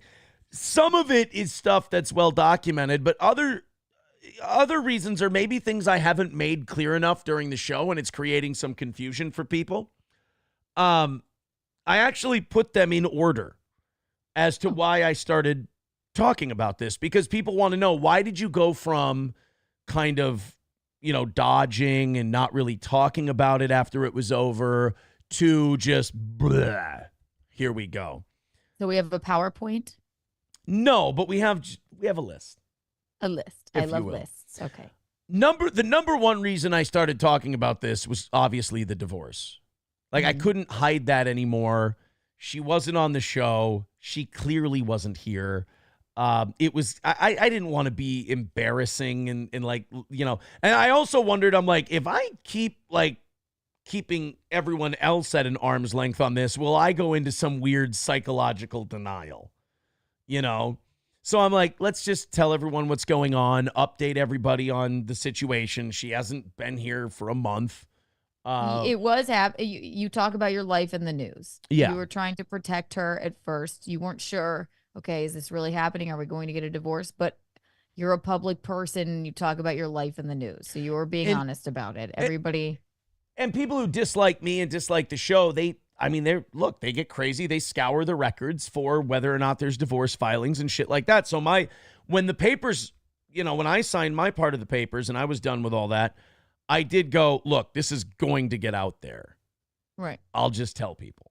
Like, wait, what was it supposed to be? You're supposed to stop doing your show so no one ever knew that you got divorced? Right. Like, that's why people are going, where is April? Now I'm like, where is April? But so that was the first one, is like, okay, I have to talk a little bit about this. Maybe not so much the Ricada part, but like I have to talk about, the fact that April and I's relationship went from, as Keanu says, remarkably good and just amazing to shit. We got to talk about it, but still skirt around the issues that came out later. Right. Number 2, and I don't know if I've talked about this publicly. I don't even know if I've said this to Keanu, but I got a text message. I won't say a threatening text message. I got a text message from Kayla that came off as threatening. And it made me upset. It made me feel like I was being handled, like I was being manipulated, I guess you could say. And I didn't appreciate it. And I'd have to scroll way the fuck up. Oh, I found it. I got to find... This is just another scoop from the toe. Hold on a minute. Where's the one about... Where's the one about my ex-wife? Oh, wait. Those are turtle with heart eyeballs on that one. So she still liked me. Oh yeah, here it is. Here's the text I was looking for. This is why I came out with more information. This really pissed me off. And I called this out as a threat in text messages, but then I was assured, no, it wasn't a threat. No. I'll read it and you tell me. Okay. She goes, when the cover with a Q, that's what Kayla called the four of us, cover with a Q. She had a name for it. Wait. Yeah. The four of you were called the cover? Yeah, with a Q. Does it get more culty than that? Have I not said that publicly? You never said it to me. I don't think publicly. I haven't seen every moment of your program. Spelled Q. Qover. Kayla came up with that name. She wanted a name for the four of us. She came up with cover. Okay. Jesus God. Qover. Go ahead. We all promised that if it dissolved, we wouldn't go after each other online. Well, you guys also probably would have promised you'll never get arrested. So this next thing, I'll let everyone else decide if this is a threat or not. We all have things to lose. What if it gets back to Ashley, mother of my children, that you enjoyed Molly quite often and had a relationship outside your marriage with someone you brought around the kids? You are not invincible.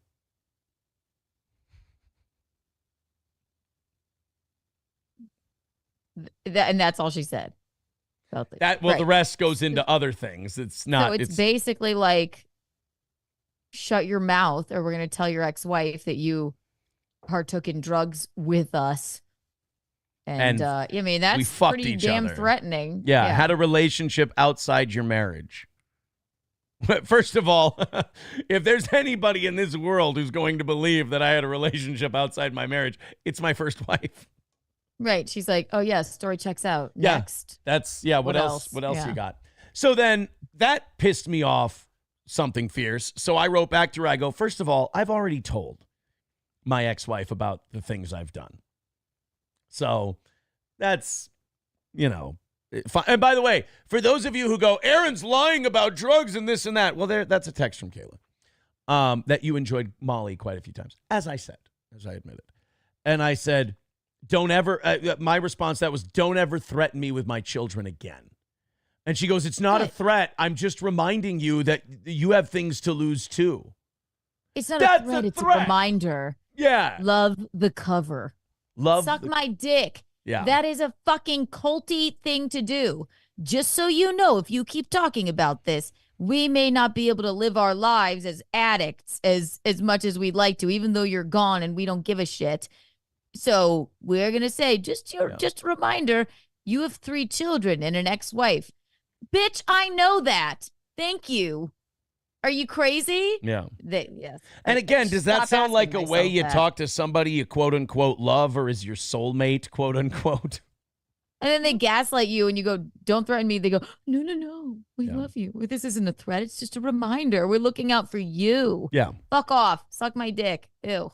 The number 3 reason I came out with a lot of this stuff is I've talked about the NDA, right? You said that April wanted an NDA. Yeah, April asked for an NDA. This is before the arrest. So you can't. Yeah, the leader of Cover with a Q speaking through April wanted an NDA. Yeah. Nick wanted an NDA. Nick. Now there was never any NDA drawn up. It would never came to fruition. Anything. We'll talk about that in a second. But I believe that if that NDA would have been written up, it wouldn't have just been April in it. I believe other people would have been included in that NDA. And my lawyer, number one, like, I was at the time telling April, I'm like, well, draw it up. Let's see what that looks like and we'll talk about it. I called my lawyer. He goes, abso-fucking-lutely not. He said, first of all, she's been a co-host on your show for years. She's a public figure. There's no NDA. That's where it gets sticky. She's a public person too. Right. Everyone in this scenario of this weird thing, you're all public people. So it's like, do we name? If it were just for April, fine, I guess. But your Wednesday episode this week, do we title it "Duck and Cover" with a Q? Yes. Duck and Cover could be a good name with a Q. Yeah. God. So you don't like that they called it a cover? No, I don't. I don't like anything spelled with a Q. You don't think that you think that might be a little culty?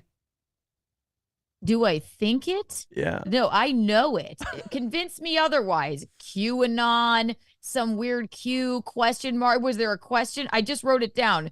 I literally just wrote it down. Was there a weird upside down question mark at the end? Why come up? Like, we're just having fun, being adults with the kids out of the house. Oh, wait, they weren't out of the house.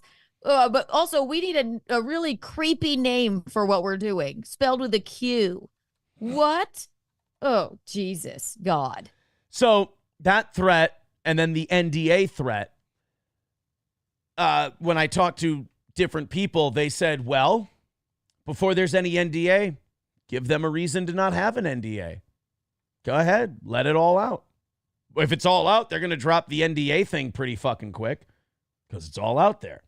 And even then I didn't. That was around the same time Nick had his pass out stream.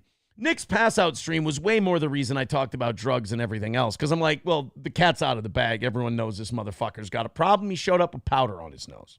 So his friends are talking about it. I mean, it's very clear what's happening here. So the game is up. And then number 4 was the arrest. That was kind of the final straw where I'm like, because you got to think, these 3 things came before it. And each time one of these 3 things happened, you got to look at it from my perspective. You go, oh, now there's more fucking shit out there in the world. Blah, blah, wonder what's coming next. Then the arrest happens and I go, okay, I'm going to share it all because I don't know what the fucking next thing's going to be. Is somebody going to turn up dead? You know, is it? That was my main concern. That shit can, especially these days with blow and stuff. I mean, you never fucking know. So, oof. Elza Belza in the Rumble chat writes, Kayla is Q, confirmed. Maybe. So that blows my mind. I've never talked about the blackmail threat. The creepy name for the cover. Okay, the cover I've never said. Cover. I didn't know that, you know, that we've never mentioned the cover. Mind. And by the way, somebody said Keanu, which is Keanu. I love that she goes, oh, we all agreed when we started fucking each other that we wouldn't talk about it if it went bad. Yeah, because those pledges always work out. Right. You mean when they sat you down in the bathroom like a child and said, you're getting too close to April. I mean, Kayla. Yeah. Quayla. Whatever. Quayla. Jesus God. You got to spell Kayla with a Q now, right? You must. And Nick yeah. Rekieta with a Q as Nick well. with a Q-U Nick at with the a end. Q. Rekieta with a Q. April's Jesus. free from the Q puns, I guess. Yes, But she is. Nick Nick is spelled Nique, I think. there you go. Yeah. So the arrest was the fourth one, and I'm like, okay, now we got to come out with all of it, because what the fuck are these people going to get themselves into now? Right. So those were the four reasons, and then there's a fifth reason. And people online, have said you're a rat, you're chicken shit, you and Keanu are this and that. I can't speak for Keanu. Keanu. But rat and chicken shit, all right, maybe these are true. But they also have nothing to do with the facts of the things I'm talking about. I am making fun of Nick and teasing Nick and humiliating Nick over and over, repeatedly, day after day, week after week, for one very simple reason. Mm-hmm. I'm really enjoying it. And that's, you know what? It's a lot of fun. So to those of you who are getting emotionally worked up at me, leave us alone. We're having fun. You have to realize, too, you've been through some trauma I don't think you've even unpacked yet. Right. And it's still not over. I think more weird shit, like, I can't even believe that text you just read. It's insane to me. And you're like, I never read that before. That's insane. So it's good that you're enjoying it and that you got out of it. And I still think the trauma of worrying about April, like we all are, right? Even though she's your ex-wife, it's easier for you to be, because you're going through a breakup, it's easier for you to be a little bit more callous about it. Well, and the way you got to remember, I'm the one who tried to interfere and stop it. So the way I got treated, I'm a little calloused. Yeah.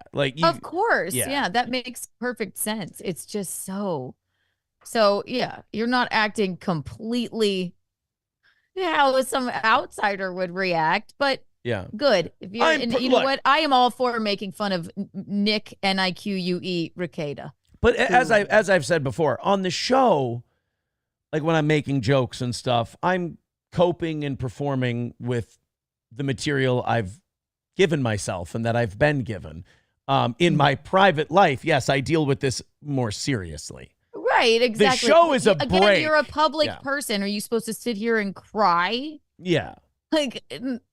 I don't think. I save that for the Alex Stein show. This is a no U-turn zone. Right. I mean. But Slam Piece says this. When you say you're like, I don't think you're done dealing with this, trauma-wise and everything. Slam Piece always says, she goes, one day you're going to fully kind of grasp onto how fucking worked over you were by this Kayla. That's what all of them. I think you'll really see. I think it's a coping thing to be like, well, at first it was, well, I loved her and she loved me. Then I think you're starting to realize that wasn't the case. You'll really see when you look at it, and maybe it might be years down the line. Oh my God. Yeah. Completely worked over. Yeah. And I don't know that for a fact, but that's what it seems like. When the ex-wife threat didn't work, she did go back to niceties and whatever. So you wonder. Let's go to a few people. Then we're going to get to these clips. We're going to get to the clips. Guys, go ahead and help us knock out today's goal. We haven't been mentioning it much because on Keanu days, we just don't. We've got so many things to gossip and talk Monday. about. Yeah. I'm going to pee, so read them. I'll be back. You pee. You guys give us $250 and we'll call this thing another win for the toe in the next hour and 15 minutes. Friendly comic fan with $5 says thoughts on EVS, that's Ethan Van Skyver, I think. I was not familiar with him until he called me one Friday night at 11:50 at night. This was after I got a phone call from a number I didn't recognize that said Rekieta N on it. This was the day he got out of jail. I guess they were trying to call me. One of them said Ethan Van Skyver. The other one had Nick's number on it. So I think there was, in my opinion, there was probably drinking and drugs and the decision to call me late at night. And this is before I had talked about the cover and all that stuff. I think they were probably trying to get me to shut the fuck up. But, you know, no offense, guys. You've been threatening. Not only have you been threatening, but you've been humiliating not only yourselves, but me for the last week. Sorry. No, I'm not on your team. But he says, thoughts on EVS saying the 16-year-old should have stepped up and taken care of the kids and cleaned the home so you guys could keep partying. Let me say this about Ethan Van Skyver. And there's a lot of people in our chat who are this way, and I almost don't blame them because really I don't know them well enough. There are people who feel like they owe Nick Rekieta. And let me tell you something about Nick Rekieta. He keeps score. Nick told me on many different occasions how fucking hurt and offended and upset he was that certain people that he had raised lots of money for criticize him now. That people, he always measured things in money. He always measured things in what he'd done for people. And it was always money and followers. I'd gotten them this many followers. I'd gotten them this much money. And now they're criticizing me. Well, it goes that Rocky 3 line, friends don't owe, they do because they want to do. If you tell me that you're raising a bunch of money for me so that I'll be in your debt forever, then I'm going to ask you to not raise money for me. If you're going to get me a shitload of followers because then I'll never be able to criticize you if you do something wrong, then I'm not going to accept your help. I don't want conditional help, and the condition is my eternal servitude. But he would always talk about people that way. And then, obviously, I think I was supposed to fall in that line. Well, the problem is I never gained any followers from being a friend. I never made any money from being we were just friends. We hung out. We barely ever talked about streaming shit. We were pals. I mean, it's a terrible way to start a friendship, but we were friends. And, the way he would talk about like how he made money for people and how he made followers for people and how that somehow should translate into this blind loyalty, I think is kind of a sick way to live. And he also always said, and he said this publicly, he feels like he has to buy his friends. He has to buy them things or treat them to things and things like that. And that's, maybe that's what the alcohol and the drugs is masking partially, because that does sound like a sad way to live. Because like I went out with my friends this weekend on Saturday night and we just had a fucking blast. It was just a really good time. Nobody felt like they needed to buy anyone anything or peacock feather for them or anything else. We just talked a bunch of shit about the Vikings, drank and listened to the band. That's just the way it went. So as far as Ethan Van Skyver saying the 16-year-old should have stepped up and taken care of the kids and cleaned the home so we could keep partying, that's Ethan Van Skyver selling his soul to Nick Rekieta and feeling like he has to defend him. Is that what someone said? For real? That's what Ethan Van Skyver said. Yeah, I've heard that clip from the Keno Casino boys. I keep bringing up the 16-year-old, thinking like, what the hell? That kid's probably traumatized. Like that's almost an adult. Yeah. Thinking like, what are my freaking parents doing? This is bizarre. Yeah. It's Ethan Van Skyver saying that. Like, I don't really think there needs to be much commentary or calling out on that because people see what something like that is. That's horrible. Yeah. That's poor just kid. Yeah. And he is still a kid. So. Oh, for sure. Yeah. I mean, I wonder what they're going to do for school next year because that homeschool co-op can't accept them anymore, can they? Homeschool spelled with a Q. Oh, I forgot. Yes, homeschool. School. Co-op with a Q as well. Everything has to be. I really hope Kiwi Farms and YouTube don't pick up the cover thing today. That would be terrible. That's awful. Kiwi Farms. Kiwi Farms with a Q. Yes, of course. King Kong Dong. Thank you, Adam Simon, for gifting a membership. That's always appreciated. Thank you, guys. King Kong Dong becoming a member for 24 months says his slam piece going to be at the roast. Okay, I'm officially like slam piece is growing on me.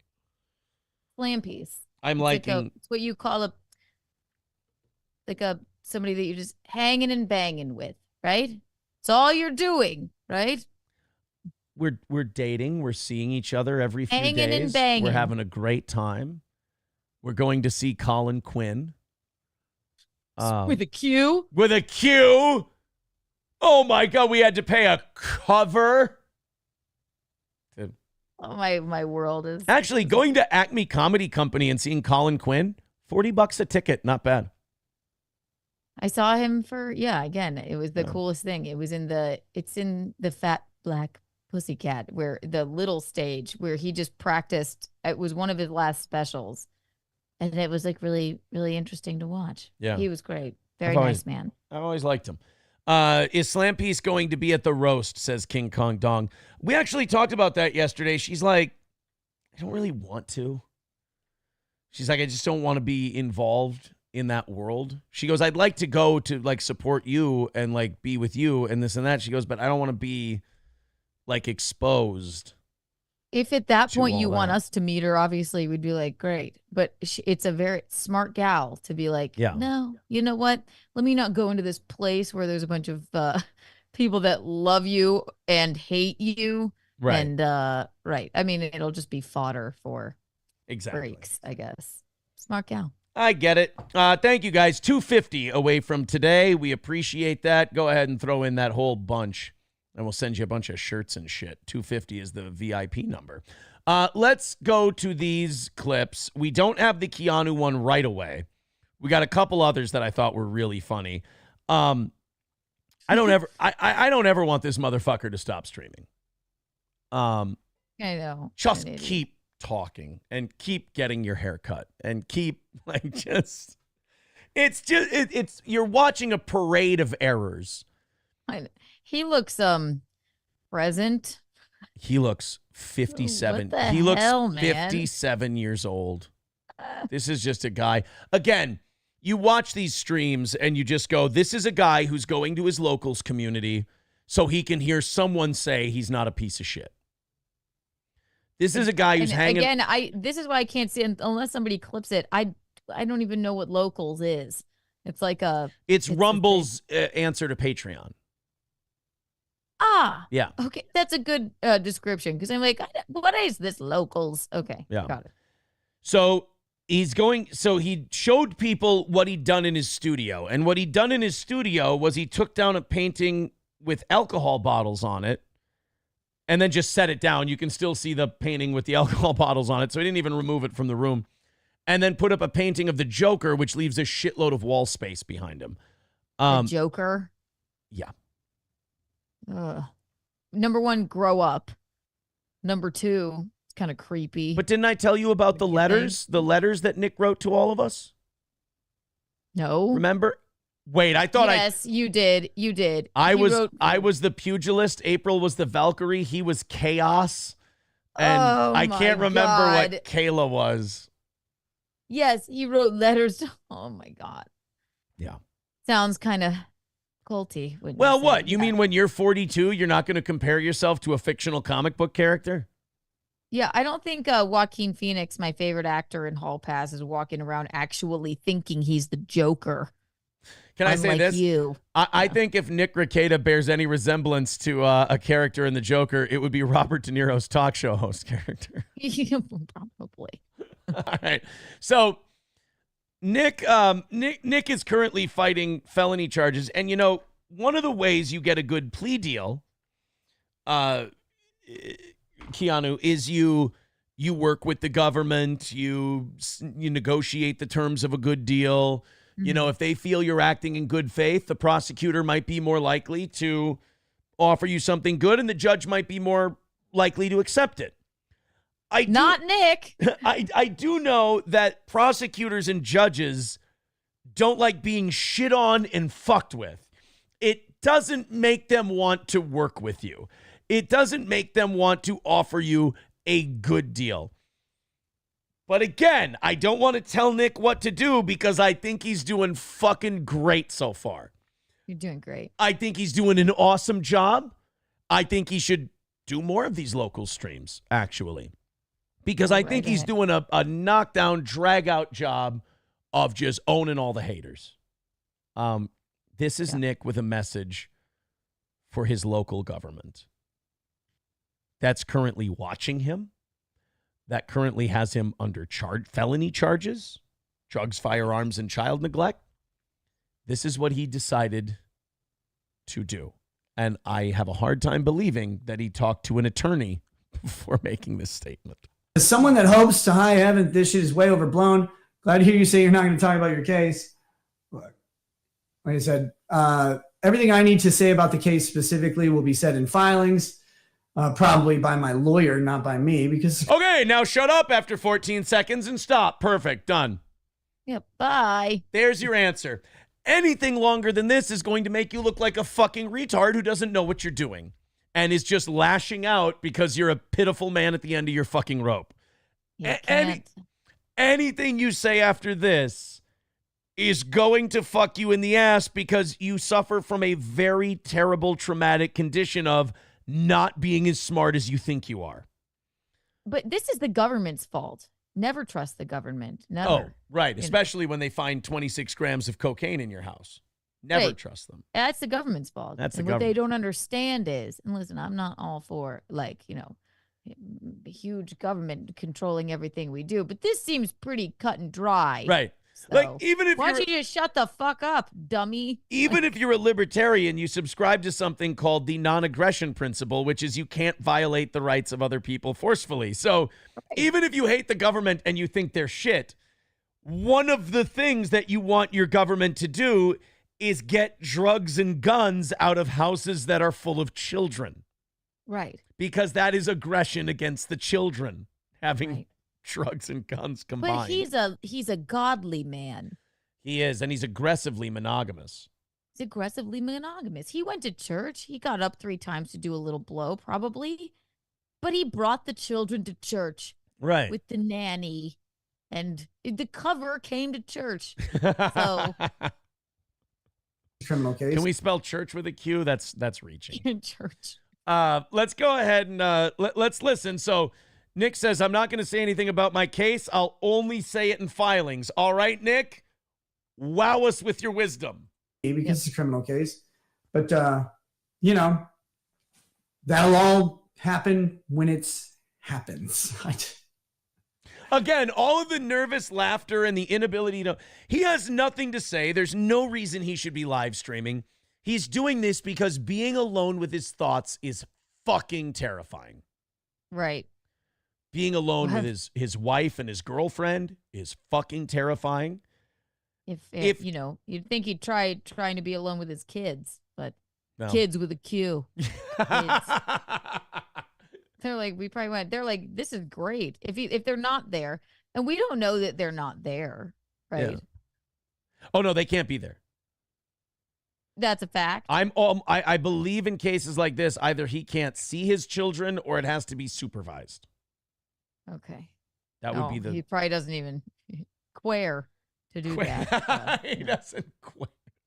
So, goddamn, that was funny. Oh yeah, the nervous titters and the inability to say anything. There's no reason. His physicality, and he's backed away from his microphone so far. Like, he doesn't. It's like, maybe if I stand this far back, it won't even. Maybe no one will hear me. Right. There's no reason for him to talk to us other than he feels the walls closing in. This is a very uncomfortable time for if someone is narcissistic. This is an uncomfortable time for anyone who's a narcissist. So they have to get that positive reinforcement that they're not doing anything wrong and they're good and this is a witch hunt. So you go to your locals where it's people who pay to support you. They're going to tell you it's all okay. He needs that. It's the dopamine. Chin hit up, that, buddy. Yeah. You'll get through this. Yeah. You will. Don't chin up too high because then we'll see that awful fucking George Orwell haircut you've got. Exactly. Why? It's not going to happen on a local stream, except government. It is 100% going to happen on a local stream. All government actors who want access to my exclusive talks about nothing but my case and all the details can join. Can you at pause? The 100. Did he say government actors? He's trying to be funny by taunting his Never local. works for him. It doesn't. It's painful to watch. It's like a cop at a Denny's. It's That's even. Thank you. All right. Maybe you fixed that a little bit. It wasn't even that a cop at a Denny's might be. It's painful to watch. Hey, All right, Keanu, there you go. But Keanu, I'm not going to sit here and accept the fucking compliment that I'm funnier than Nick Rekieta. You don't need to tell me shit I've known for months and months and months. In fact, to even have our two levels of humor compared is a fucking joke, and it's offensive, and I'm upset. it's a terrible kind of person that when somebody goes, "What do you mean, a cop at a Denny's?" That goes, "Well, you just don't understand." Well, you should have gone, "Yeah, I don't know what I was saying with that." Yeah, you're right. That was horrible. That would be great. Yeah, a funny person, when the person they're with tells them that wasn't funny, the funny person now takes the unfunny thing they did and makes fun of themselves, and that becomes the bit. No, but he's like, "No, I'm going to double down. No, I'm perfectly. This is the government's fault that I wasn't funny." So we're going to sarcastically taunt the government with our local streams. I have to say, Nick, bravo, keep her coming. Bravo, keep them Government coming. actors. Absolutely, because Nick, you're important enough to have, those seedy plants put all around you. Nick, they went into your house and found a metric fuck ton of drugs. They don't need to be clandestine. You're an open book and you can't shut the fuck up. You take your mistress to DQ in front of a community that hates you.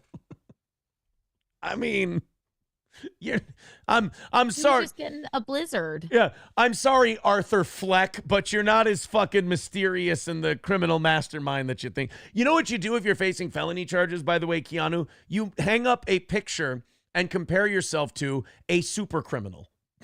Exactly. We love Joaquin Phoenix. Yeah. Joaquin Phoenix probably doesn't love the Joker and thinks he is the Joker. Right. You weirdo. So he's going to taunt the government here, which again, Nick, we're all having a great time here. So continue on, please. $150 a month level on locals. If you join at the $150 a month level on locals and submit to me your government identification, I will automatically share all of the details of my case and my legal strategy, and we'll have exclusive interviews with my lawyer where we'll type everything out in public. This is where if I'm the prosecutors and the detectives, I go, all right, we're never taking the cocaine thing off the fucking table. Fuck this guy. What? Yeah. So he's for $150 for the small price of $150. You can watch me talk to my lawyer. No, you see he's making a joke. Oh.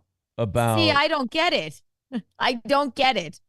Call me an idiot, but I don't understand. Are you saying it doesn't sound like sarcasm? It sounds real to me. What? I have an explanation as to why you're feeling that way. He's unfunny. And see, what you don't understand, Keanu, is that he has no talent. No, I understand. Oh, okay, good. Then we're on the same page. Continue on, Nick. There you go. I'll make that. You don't have to wait for a locals tier on it. They don't do it. You can personally take the option. Yes, Nick. You know what you should do? Repeat the premise with no punchline again. Just repeat the premise. It's going to be fucking hilarious, dude. $150 a month. Plus, you'll have to personally send me a copy of your government ID, and you'll get exclusive access to everything about my case straight from the source. Okay, that might, by the end, he sounded Jefferson. almost sarcastic. So maybe I might understand that that's a joke. Maybe. You mean but I was like, this narcissist, I'm like, he probably would do some weird shit like that. I don't know. You know, I've always found that when you're remarkably unfunny and say something retarded, just repeat it and it gets funny. Mm-hmm. Will you be resuming your stand-up comedy act? That, by the way, that's somebody shitting on him. That is not somebody asking a serious question. I'm technically standing up now. The comedy that's a whole different thing. I don't think that's going to happen. Neither do we. Don't worry. All right. Yeah, we don't think, Nick, that's the first honest thing you've said this entire time. The comedy's not going to happen. I don't think the comedy's going to happen. It never did. Yeah. It's not going to make it, as it were. Oh, Wow. So that's clip number 1 that we've got today. Well, Clip It was very bizarre and confusing. I mean, yeah, And just now that I understand it, now that I know what locals is, I guess I get it. But I would have, if I'm a layman, right, which I am to him, I suppose, and I watched that, if I were just tuning in, I would think that he was 100% serious. Where's the funny?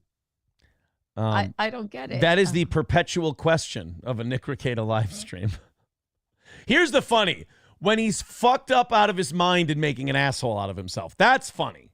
That's hilarious when he's biting his finger and falling asleep on a stream. His Always children probably find it really funny as well. Well, I mean, No, I don't think they do. They don't find that part particularly funny. By the way, the channel we're watching this on is called Elissa Clips, Elissa Clips. She does a great job with all this stuff. She clips me, Keanu, Nick, the whole deal. One of the best in the game. She's one of the best in the game, and she just eclipsed 10,000 subscribers. Good for her. She just Elissa clipsed. With a Q, clips. With a Q. Elissa quips. Elissa clips. By the way, 2:50 away from this morning. We're a long ways away. We've got about an hour left, but you guys fucking rally up and do the damn thing. We appreciate it. We trust you. Another win for the toe coming up. Allegations of cult leaderness. Now, Keanu, who made allegations that he seemed like a cult leader? Oh. They did. So this is Nick Rekieta's Your first Honor. response to Keanu C. Thompson without mentioning Keanu C. Thompson. Let's, I'd be fucking pissed if I were Gino right now. I go on all these angry rants and I scream and yell and all my fucking broad has to do is read a couple of messages and all of a sudden, no, Keanu. Gino's fucking veins are bursting out of his neck and he's going, and you need to understand another thing, that the river of iniquity is a problem with the fucking toes and you gotta fucking figure it out. Gino works off of passion. Yes. And sometimes it's hard to understand. I work off of, let's bullet point it. Yeah. Bottom line, this is what it looks like to me. Tie it up in a bow. Right. Here you go. So it's a little bit easier, but allegations of cult leaderness. Let's see how we fucking deal with the God. Every time I switch over, I go, fuck, he looks old. This is why wow, he looks good. These are the days where I thank God that he blessed me with a perfect face. That's Slam and Salmon, of course. If you haven't watched it, watch it. It's fantastic. All right, Nick, allegations of cult leaderness, and she titled this one Reculta. Alyssa's funny. Here we go. Nick, I heard you're a cult leader now. Now, on a scale from Charles Manson to Jim Jones, how bad is it? No big deal. We still love you. Just as long as you don't go full Waco. Never go full Waco. Hey, you know what? Let's just remember who killed everybody at Waco. Oh, get it? The government. So him having 26 grams of cocaine in his house that I've seen firsthand myself, you see, that was the same as the government killing children at Waco. Yeah. Basically, what don't you get? Me getting arrested in my filthy, disgusting, looks like a fucking squatter lives there home with my wife and my slam piece, both arrested, all of us at the same time, with 26 grams of cocaine, a shitload of guns, and our kids just walking around stinky and starving with no change of clothes. The stinky children. It's the bottom line. Sorry, that's horrible. And also, who's doing ketamine? But Keanu, that's the same thing as the government killing all the children at Waco. You know, Nick, if we compared the Waco murdering, the government's murder of children at Waco, and then went to the roles of the Candy Ojai County Police and you were far closer. Candy Ojai County. Candy Ojai County. I apologize, Keanu. You were a lot closer to causing the death of children than the Candy Ojai County Police Department was. Now, neither of you were killing children, obviously. But if you're trying to look, again, Nick, like a lot of your metaphors and dog shit, they miss and they suck. But you were harming children far more than the Candy Ojai County Police Department was.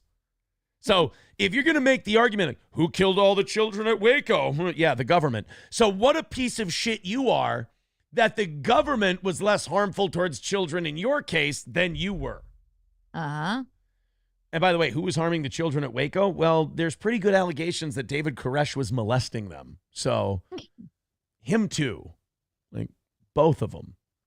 You know, I hate to turn the government and David Koresh's relationship into a Post Malone song, but they had some help. They had some help. They had some help. Some quelp. See, now I feel like I'm not saying you're going too far, but it sounds like you're reaching. I'm going too far. Post Malone. You know, I think there you go. That's your answer there. No, I'm not a cult Okay, leader. and No, also now you got to pause again. Yep. If you back up, he keeps reaching down for something. He's a bit Oh, you think unstable. He didn't like that question. He question everything with a Q now. My mind is blown. He didn't like that question. He tried to make a shitty joke that, like, you know, so, well, look at this. Duh, duh, duh. He is extremely nervous here. His tells are painful. He has painful tells. You've definitely rattled him because these are all of your, you know, accusations and he's whatnot. like, what? Loosen my tie. What do you mean a cult? Waco. Cult. It's the government's fault, I tell you. Like, how about that government, huh? Remember when they burned down Waco 30 fucking years ago? Distract. My children aren't here, but that's okay. It's the government's fault. Whee! Yeah. You're a shitty cult leader, dude. Cult leaders at least keep the children around. For Christ's sake. Yeah. You know, for Christ's sake.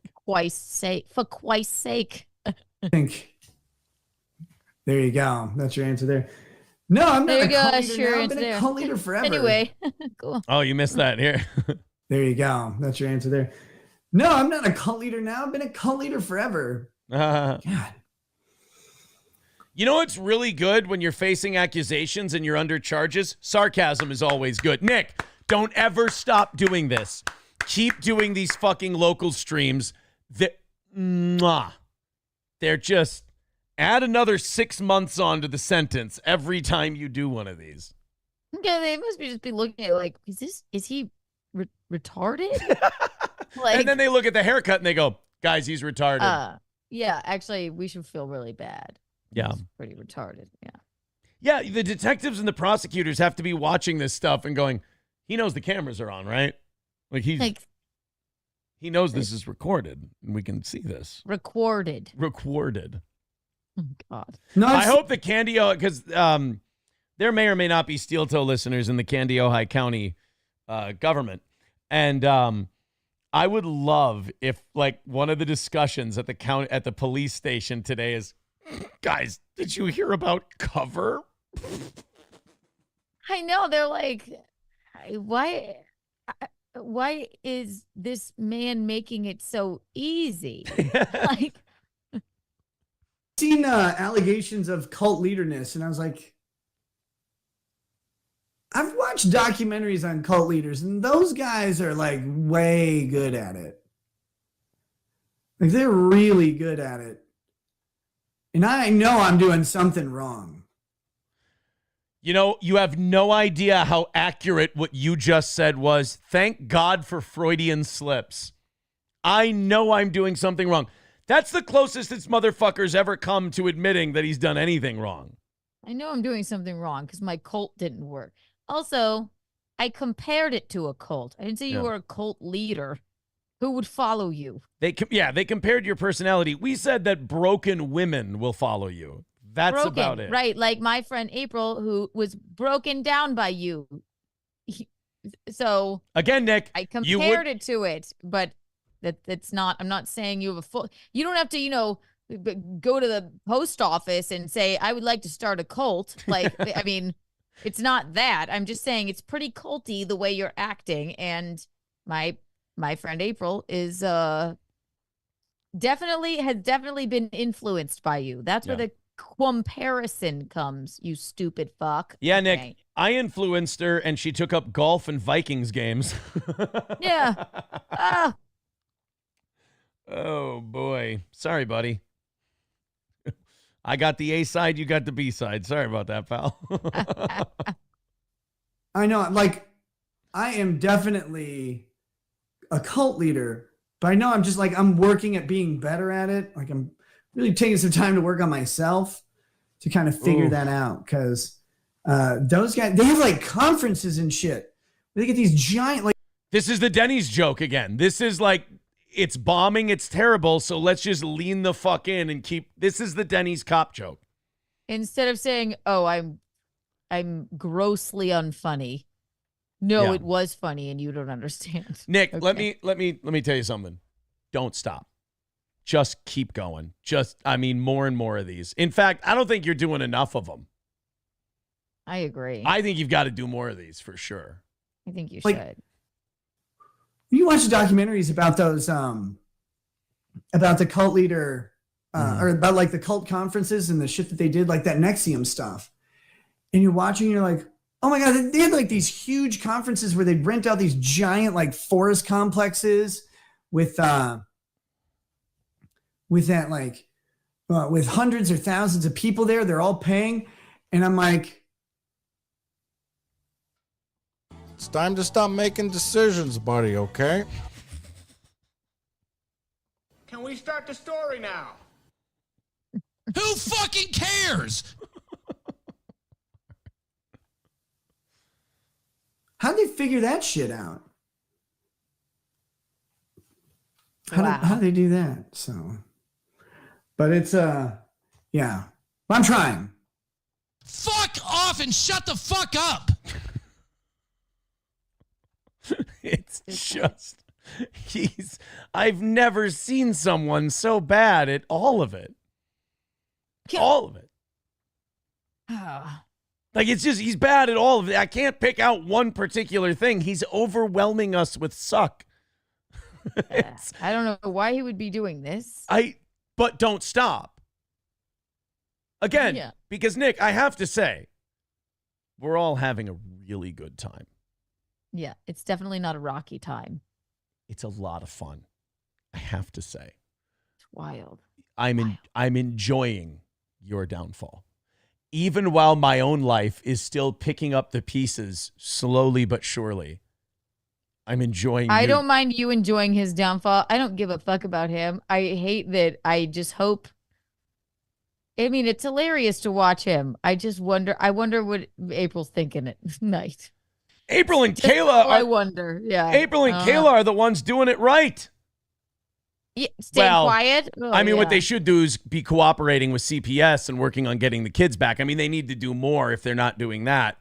They need to work on taking responsibility for what we all did and then getting your kids back. But like, at least they're shutting the fuck up. I say this for April, and I guess I'm going to say it for Kayla too. The three of them should, if they are in any contact with each other, which I guess they are, they shouldn't be. If they want to come back into their throuple when they're sober and over all this shit, it would be like a Lifetime film, I guess. Fine. So when you're right sober, now, I think it's not the best time. They're obviously not all the best influences on each other. How about that? So guys, you can move on. You know what you can find? Slam piece. Get yourself a nice slam piece. Slam piece is Take great. to Dairy Queen. Look at, I tell Keanu stories about Slam piece. She go, that girl's got a good head on her shoulders. I know. I love that. I'm glad Slam piece is taking off. Even if you meet her in August, like, I'm not going to tell you her name. She's just going to be her name. She's Don't just be going to be weird. she's just going to be Slam piece. You can call her SP when you guys are What up, SP? Hey SP, how you doing? Just old Slam piece. Oh my God. King of All Yeti says Aaron offered his young wife up to Nick for him to ruin, but her corruption was Nick's fault. Yeah, guys, if anybody organized all this, it was definitely the fourth one to kind of be in the know. I definitely mastermind right here. Good Lord. I believe every time Keanu's on this show, she's a constant reminder that, Aaron, you got worked and played on this whole deal, champ. Yeah, champ. Sorry. All right, guys, let's rally. We're 250 away. Winning streak not going away today. We're going to hit that winning streak. We need a bunch of the high rollers to throw in a couple of big donations, and we'll knock out this 250 and call it a win today. All of the links are up in the chat. You can go ahead and throw in Streamlabs and PayPal, the best way to do it. Let's go fucking ape shit. Streamlabs, PayPal, Rumble Rants. Guys, Beep, beep, beep, da, da, da. go crazy and keep the winning streak alive. Another win for the toe. All right, so here's the main event. Nick addresses Keanu's DMs. I think I'm going to shut the fuck up during this one, and I'll just pause and let you respond because this is between you and Nick. Now, this other stuff has been community. We can all make fun of him because he's losing his fucking mind. He's unraveling at light speed. He's doing these streams so he doesn't have to be alone with his thoughts. I guess. It's I great. mean, But this one is directly responding to you. And Gino gets a little cameo here. Now, Nick never mentions anyone's names. He's terrified to call anyone out by name. But he's clearly referencing you guys. And, quick side note, if I could. I don't think I've told you this yet. I got an email this weekend. And a listener said to me, a listener in the Spicer area, or Wilmer area, one of the two, said, Aaron, I can confirm that Nick listens to every part of your show or at least watches clips. Apparently, the April sightings got to him. I saw him at, it was Walmart or Target this weekend, and guess who was with him? and we understand wholeheartedly that some of these Where's Baldo sightings are fake. We know that. Right. The ones where they're writing the crazy shit, but like, the crazy shit. The ones the I ones can that vet. are true, I think you would maybe know. Right. So they were at Target, and it was Nick and Kayla this time. The fucking band got back together. The family's back. He stopped taking the side piece out for blizzards and burgers and pizza, and he brought his wife with. I'll use a word that you tend to use a lot. That makes me remarkably happy because maybe, just maybe, April is gone, right, fuck this. I'm out. Or else she'd be like, I'm the one that goes to Target with him. That's what I would believe. So maybe that's good news if that's true. And I don't know. I'm just surmising. Maybe she's like, maybe I got to get the fuck out of here. So yeah, maybe. I mean, you don't have any charges. They do. Time to live your life. Yeah. But go live your life. I think he's also keeping people locked down because he doesn't want them ratting.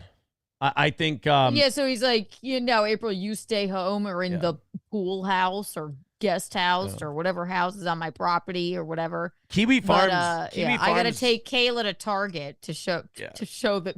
That's my Target, and don't take her in the Mustang. That's my car. Oh, wow. Okay. Kiwi Farms raised a great point about something. Mostly because it complimented me. But they pointed out, Aaron said, remember when I said when they got arrested, they got their charges dropped? Nick said, or April's charges got dropped. And Nick said that she was just visiting, even though her credit cards were on the nightstand with Coke on them. She was just visiting.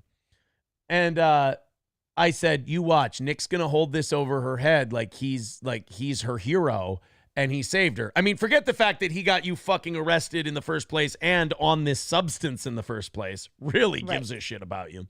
They're good people, I tell you. So I said, you watch, he's going to play this as like he's her knight in shining armor. And then sure enough, in your DMs, he says, April got her charges dropped. You should probably wonder why that is and who didn't have anything to do with it. It's like, guess who didn't do that for her? Aaron or whatever, what have you. I'm like, why would I do that for her? I wasn't fucking arrested, number one, so I don't have to. And also, during your arraignment, man, you didn't even know she got out of jail. And number two, I was divorcing the woman.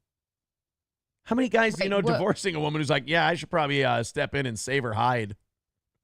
You know who you should be thinking about? Your children who are traumatized by their door being beat down with a battering ram. Because their dad's a prick. Why don't you do something for them? Yeah. Why don't you pick up the house every once in a while? Change their clothes. Yeah. Thank you for saying that she's just visiting, I swear. Okay. Well, your wife said differently. Yeah. Hey, I did more lying for the... I love when he's like, I'm telling the truth about this situation. Oh, and also, I lied about April. That's going to make you real trustworthy. That's good. Great. Nick, don't stop sending DMs. Do not stop doing streams. You're doing great, buddy. It's time to stop making decisions, buddy, okay? Doing great. So here we go. Without further ado, the response to Keanu, and we're going to let Keanu just say pause. Okay. And we're going to let her go off here. Like the leaking DMs thing is funny because people are like, I can't see it. Oh, I'm sorry. I haven't put it up on the screen. There we go. Okay. There's our senior citizen. There he is. He looks present. Senior quitizen.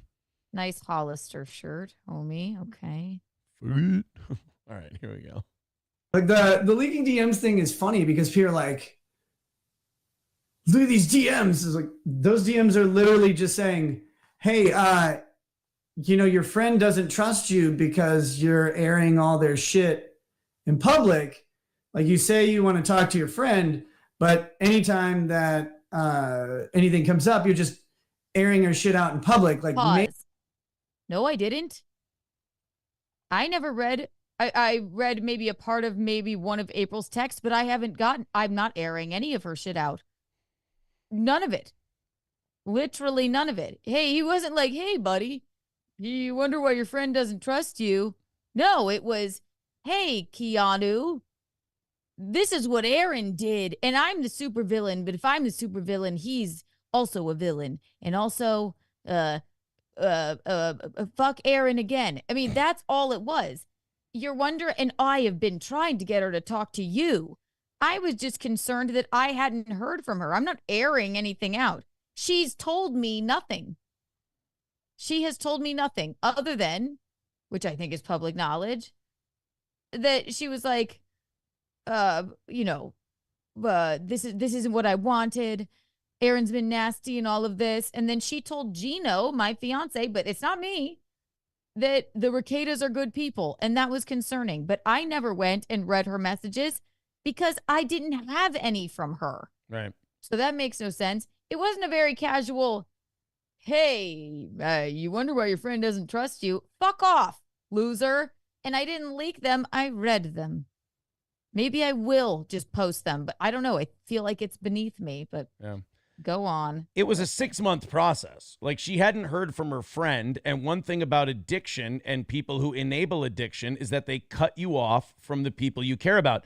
And this is Nick answering manipulation with more manipulation. He's going, well, your friend doesn't trust you. So the way I've manipulated her against you, I'm now pointing out that my manipulation worked, but I'm making that your fault. He doesn't get the point at all of what I was saying. Right. What I was saying is, I don't care what you tell me. I want to hear from April. Also, the other point was, I don't think she should be, if she's not living with you, quote unquote, she's either living next door, whatever, or if she's not living with you at all, I don't think that she should be talking to you at all. And that's just my opinion, but I think that would make sense to any sane person.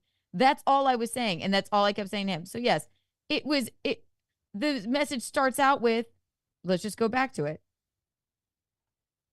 You don't know enough about me to know anything different, but you know April. Okay, yes, I do. Haven't heard from her in a very long time. Bridesmaid in my wedding, agreed to it, very happy to do it.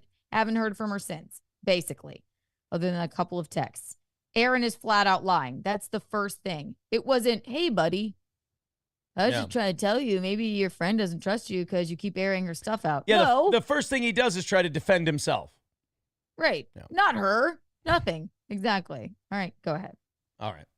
Shit out in public. Like, maybe, like, don't take my word for it. I don't do anything. I've been trying to get her to talk to you, and I think she should. But that's my problem. You shouldn't still be talking to her. This is elementary school level manipulate. This is simple brain shit. I've just been trying to get her to talk to you. And then he says it in a very odd way. I want her to talk to you specifically. Well, then why doesn't she? Why do our other friends of ours and Gino get a text back? I don't, but I've been trying to get her to talk to you specifically. And then he goes on to say, Aaron left her stuff out in the rain. Okay. Well, all right. But good. He's acting like shockingly cavalier. I read them. They're right here. He's like, I don't know. And I shouldn't be talking to her because I got her addicted to cocaine and she got herself, I know, addicts, whatever. But we have mugshots together, but I'm very casual in the fact that I just wanted her to talk to her friend. Nick. Suck my dick. You didn't. Nick, fact remains. You can run from this all you want. None of these conversations are happening if you hadn't given April coke. Mm-hmm. There you go, buddy.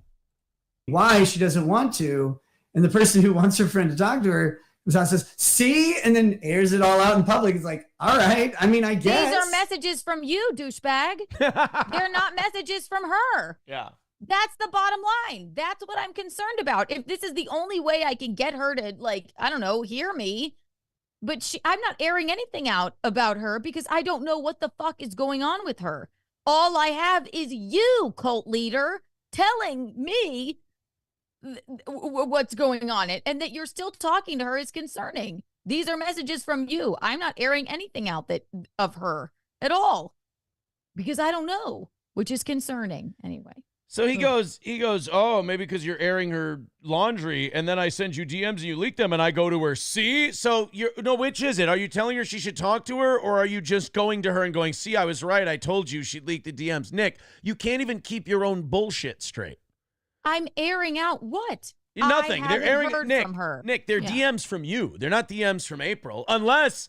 Again, this lends credence to Keanu's theory, unless you're writing both those messages, hers and yours, because I don't think that, that's interesting that he just said, see, she leaked the DMs. Well, the DMs aren't April. You said that she's airing April's laundry. Are you writing both the messages then? Because that seemed like a little bit of a Freudian slip. It is, right? And if he's talking about Gino reading the messages from her, I mean, that's Gino. Say it about him. Yeah. But all those messages said was the Ricadas are good people immediately after she got out of jail or whatever. The lie detector test determined that was a lie. What's that? That the Ricadas are good people. Oh, yeah. Great. Anyway, go ahead. That was a Nick joke. Let me over-explain it. You see, on Maury Povich, a cop goes to a Denny's and the government subscribes on Patreon. Oh, wow. Gold. I don't know how in fuck you go from I want my friend to talk to me, and I'm like, I want your friend to talk to you too. I think that's a good idea because you guys are friends, and maybe just like don't like air all her shit out in public like you and your husband or your soon-to-be husband have been doing. And then that's one thing. He read the messages on his stream. We are separate people. I know and I think it was for her own good. Yeah.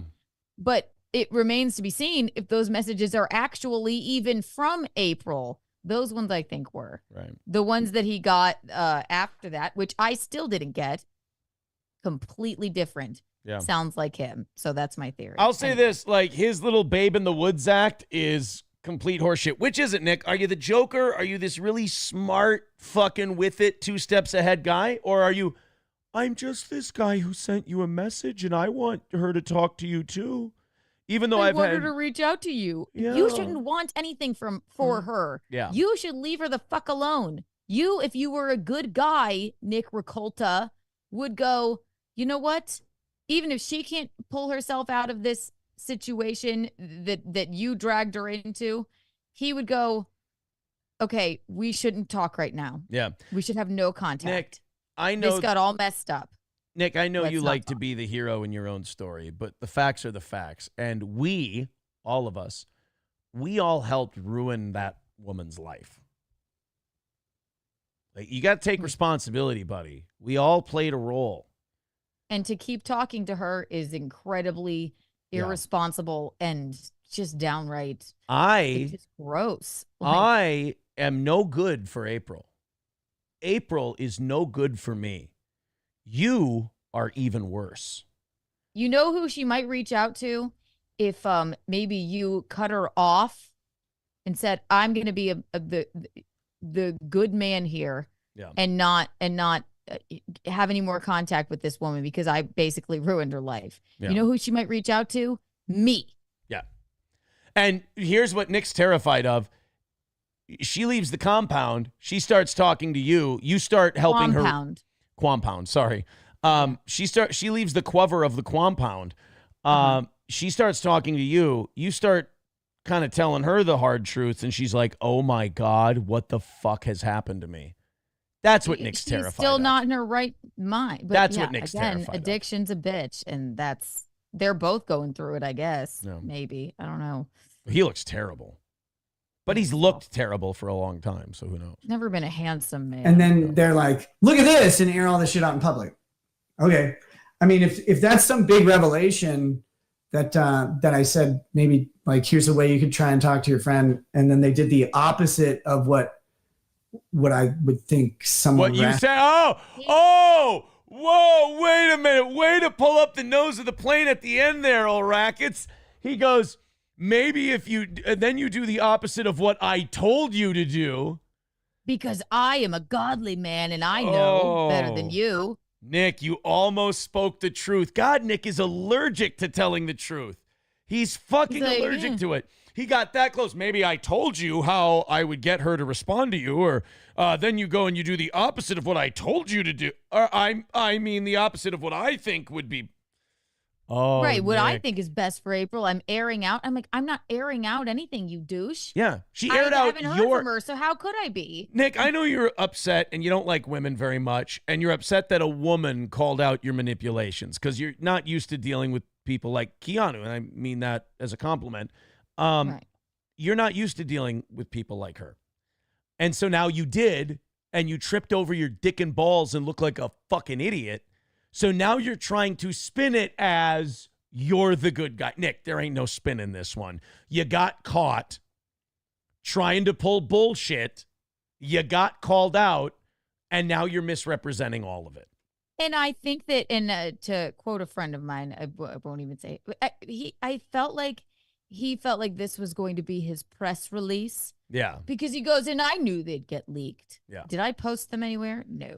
But I read them because you come off to me, and I believe to sane people. Yeah. Like, I'm going to deflect. You come off like a douchebag.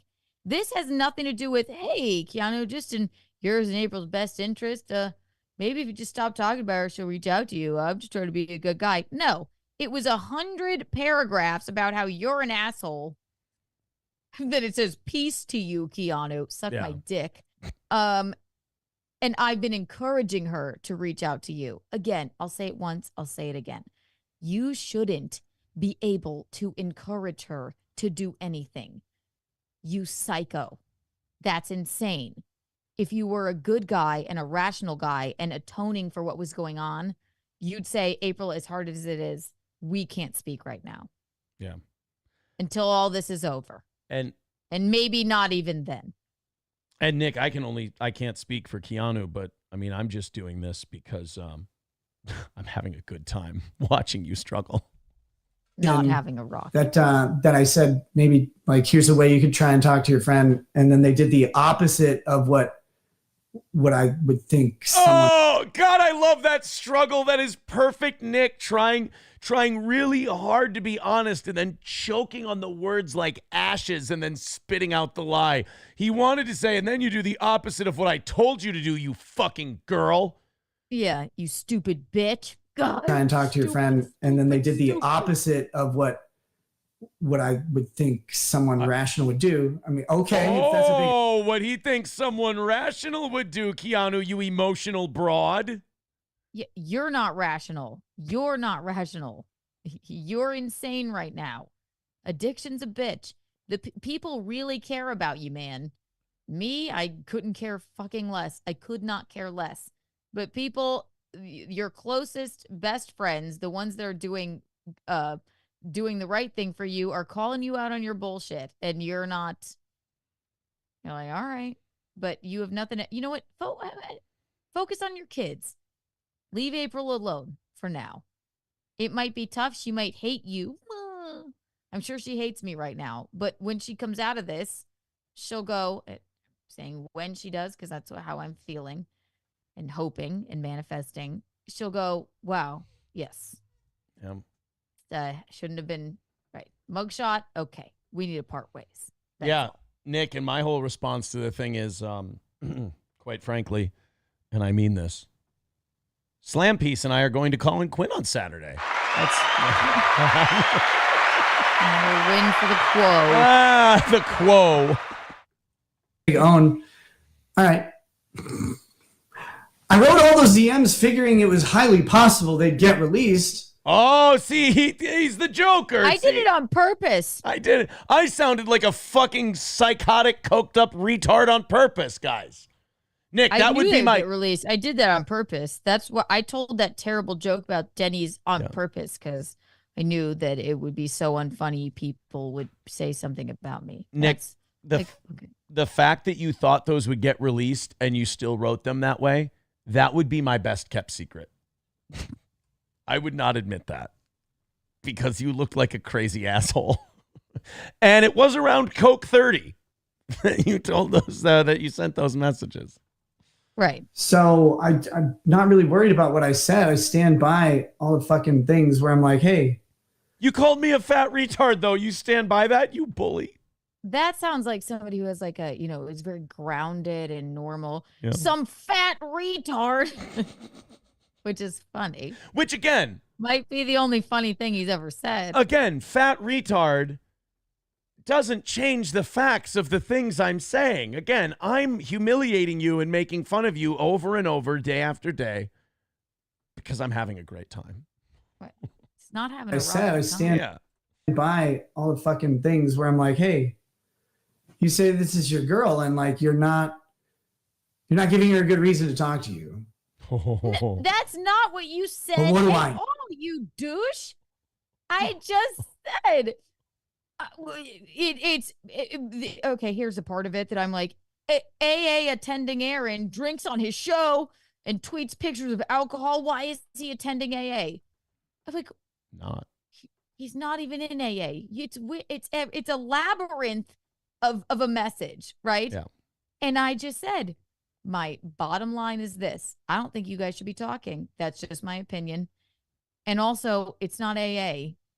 It's Al-Anon, which makes sense because it's for friends and family members of drug addicts or alcoholics. So just FYI, that's the only place I deferred. I have texted her. I've done everything I can. I have not aired anything about her because I have not heard from her. But then he's not. You message him back, and he's like, "But Aaron." Yeah. Okay. But he's one of those people who he's not running interference with April so she'll talk to you. He's running interference with April so she doesn't step off the reservation. And he wants to know what she's saying to you. He wants to control how she reaches out to you. He wants to control how the conversation goes. That was very evident in not only those messages, but also that response he just gave. It makes absolutely no sense that if she's so upset that Gino, my betrothed, sorry, Stuttering John, read her messages on his stream, it makes absolutely no sense that he would get a message from her and not me. I didn't read anything that she sent me. I got only what I did read, I just, paraphrased. It was just a little bit. So it would make no sense that he would get a response and not me. How is it my fault? How is it me? He did this as a press release saying, well, Aaron's just as guilty as me. So it's like, it's another threat, basically. It's like, Aaron is just as guilty as me. So I'm going to threaten Aaron and say, he was also involved in all this stuff, if it's true. If not, then none of it's true.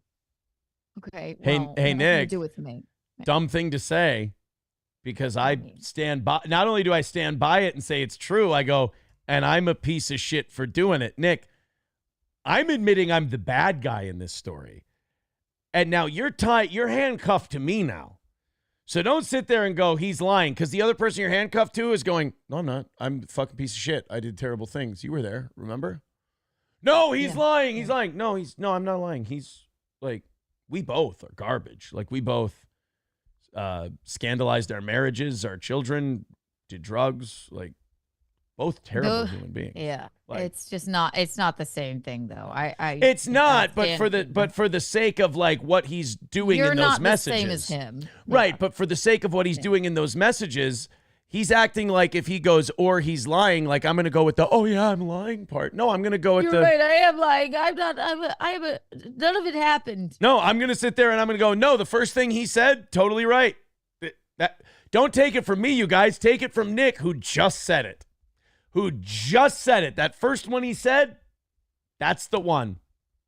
Take it from him. All right, guys, we've got, what are we at? 2:30. Let's rally in the next 15 minutes because I have some stories I want to get to. I have a clip of a guy who said, I'm going to listen to 2 minutes of this 10-minute clip of this guy talking about Nick. It's the last Nick thing we have for the day.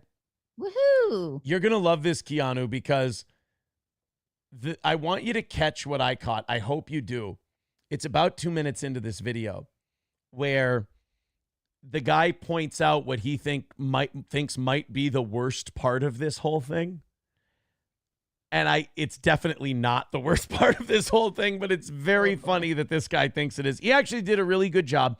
He's talking about the blind loyalty some people feel towards Nick. He calls it toxic pathological loyalty, and how people are selling out. Kind of culty, doesn't it? Yeah, people are selling out their own morals and standards just to defend this guy because they feel like they owe him, which is, again, a gross place to be.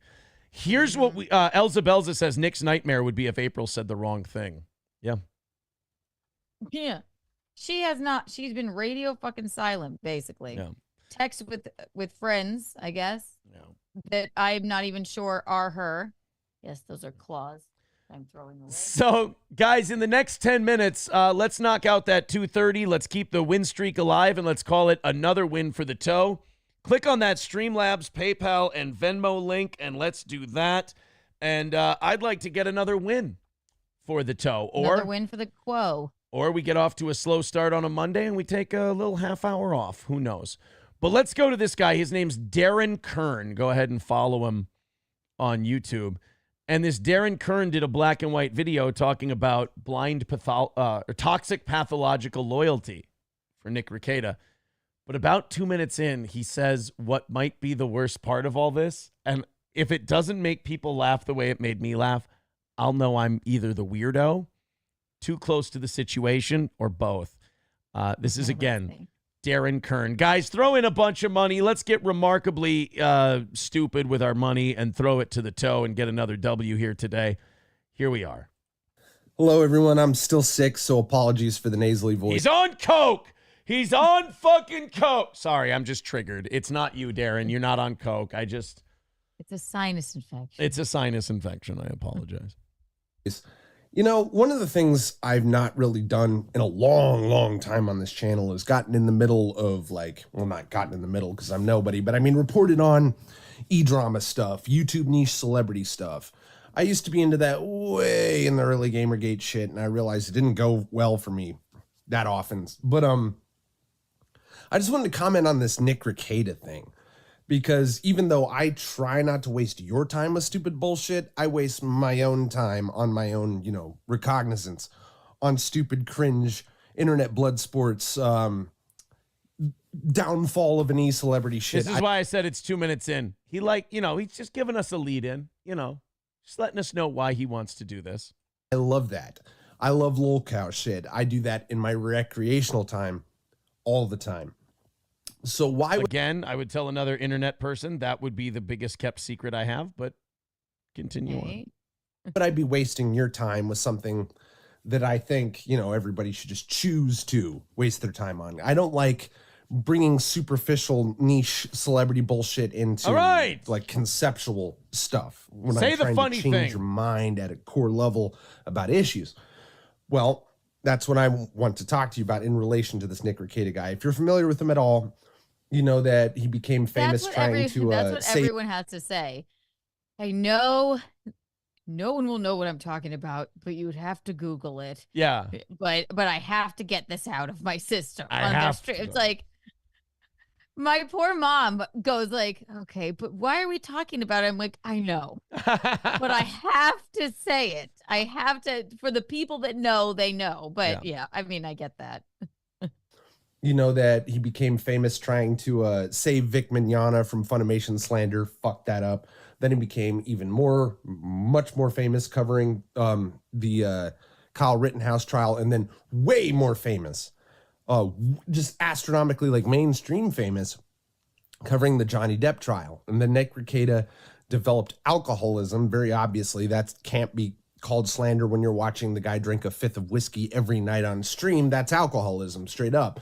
But what people had alleged against him and is now relatively clear, and you still have to say alleged because the court case isn't final, but the guy was arrested for cocaine possession, ketamine possession, child endangerment.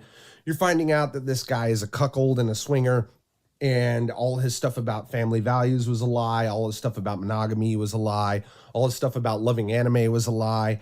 The dude is, this is an overused word, but if there's anyone. The dude, okay, that was the first thing I thought was funny. When he's naming all these horrible things he did, the guy goes, his thing about loving anime was a lie. It's like, he didn't even like anime. He was fucking full of shit on anime, dude. That might be the worst thing about, like, he throws in swinging, cuckoldry, drug addiction, alcoholism. He said ketamine, cocaine, Yeah. child endangerment, and he didn't like Dragon Ball Z, it turns out. Again, I want to play it again so that you guys know what to listen for. That was my favorite part of this video. Is this guy's like very serious. He's doing this earnestly about what a piece of shit this guy is and what a piece of shit these people are for defending him. And what he throws in is he didn't really like anime. He didn't even like anime with that, actually. He didn't even care about Spirited Away. But people take that so seriously that I just went, yeah, okay. I want to play that But when one. you think it back, it's like, yeah, all right. I want to play that one more time. Called slander when you're watching the guy drink a fifth of whiskey every night on stream. That's alcoholism, straight up. But what people had alleged against him and is now relatively clear, and you still have to say alleged because the court case isn't final, but the guy was arrested for cocaine possession, ketamine possession, child endangerment. You're finding out that this guy is a cuckold and a swinger, and all his stuff about family values was a lie. All his stuff about monogamy was a lie. All his stuff about loving anime was a lie. He didn't care about Totoro. Who cares about the godliness and the monogamy? But Totoro. all of his stuff about monogamy and being a good Christian and being a good father and not being on drugs, it was all a lie. And guys, hold on to your hats. He ended with it. He doesn't like anime. Oh. I love it. And I'm not making fun of the guy. I think he's great. I love him. He is great. No, the only reason I don't laugh is people really do take that seriously. And I think it goes back to the Vic Mignogna case. Yeah. Right? So he's like, He covered Johnny Depp, but you guys, he didn't actually love anime he said he did. It's horrible. Fucking anime poser. God damn it. All right, guys, we got 5 minutes left, or we're either taking off or we're doing overtime. Let's see what we're doing. 225 is our number for right now. So let's rally up and go on a $200 run here, and we'll do another half hour. We're done with the Rekieta stuff. We got Trump wants to get rid of your income taxes. Hulk Hogan wants to run for president. I'm meeting Hulk Hogan on Tuesday. I'm so excited.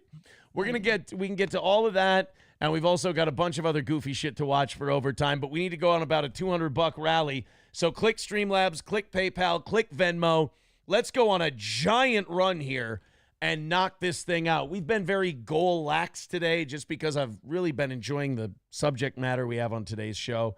And of course, Keanu. we're not having a rocky time. We're not having a rocky time.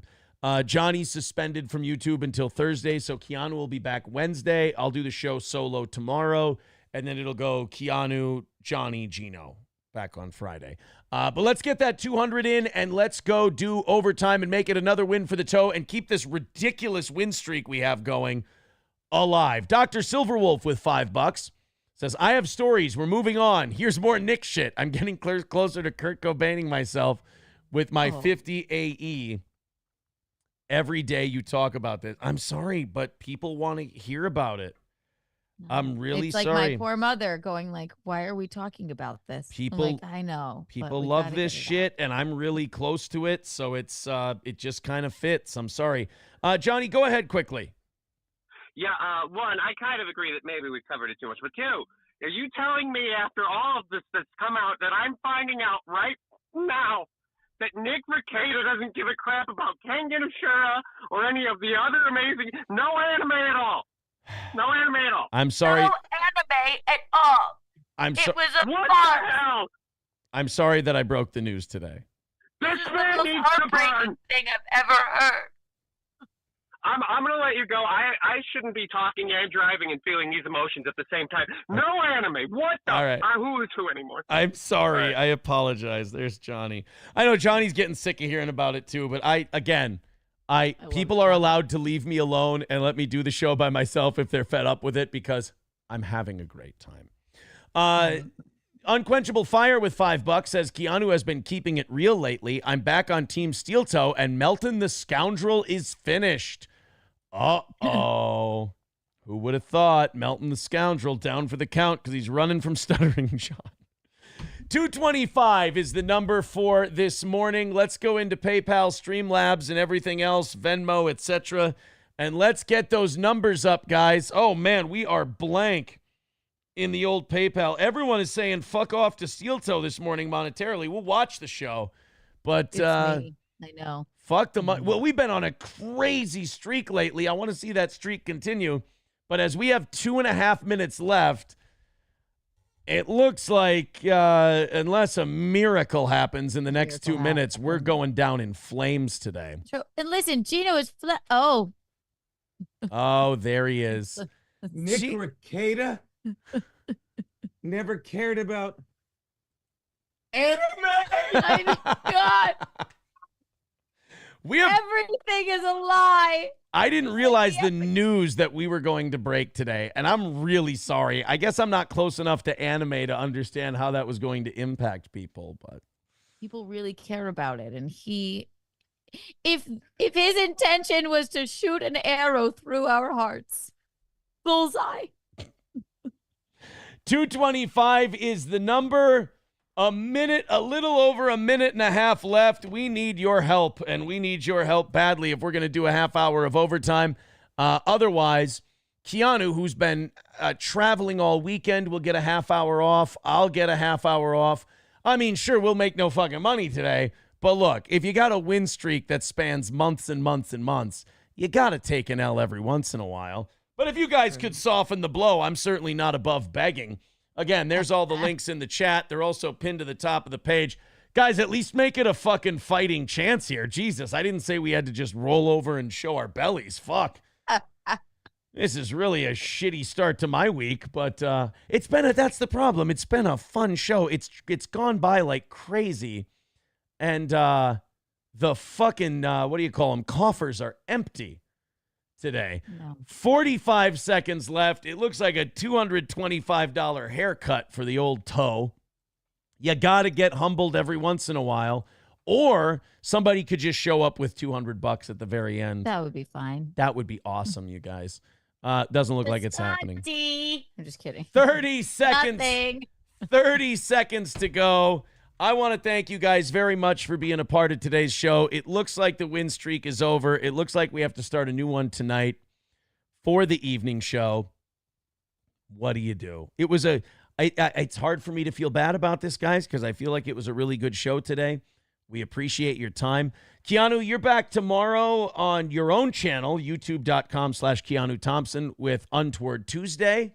Untoward Tuesday, always a blast. Wednesday, Keanu Cast Wednesday. Thursday, we do Nightlife, me, Chrissy Maher. And then we always do a cooking stream on the weekend, but I don't know if we'll be able to do it because we are in Atlantic City doing stand-up. Oh, that's right. Okay. Yeah. Before we go, Hulkamash Baby becoming a member for 25 months says there once was a man named Aaron. He was good at oversharing. First his wife, then his life, but hey, at least he's Karen. Oh, limericks are fun. Great. Thank you very much, Hulkamash Baby. Well, guys, the loss today was 225. Fuck my butthole. But we get a half hour off. Keanu, thank you very much. Thank you, Aaron. This was fun, as always. Yes. You'll make it back tonight. You'll make the goal. He didn't like anime. Bye, everybody. We'll talk to you tonight at 7.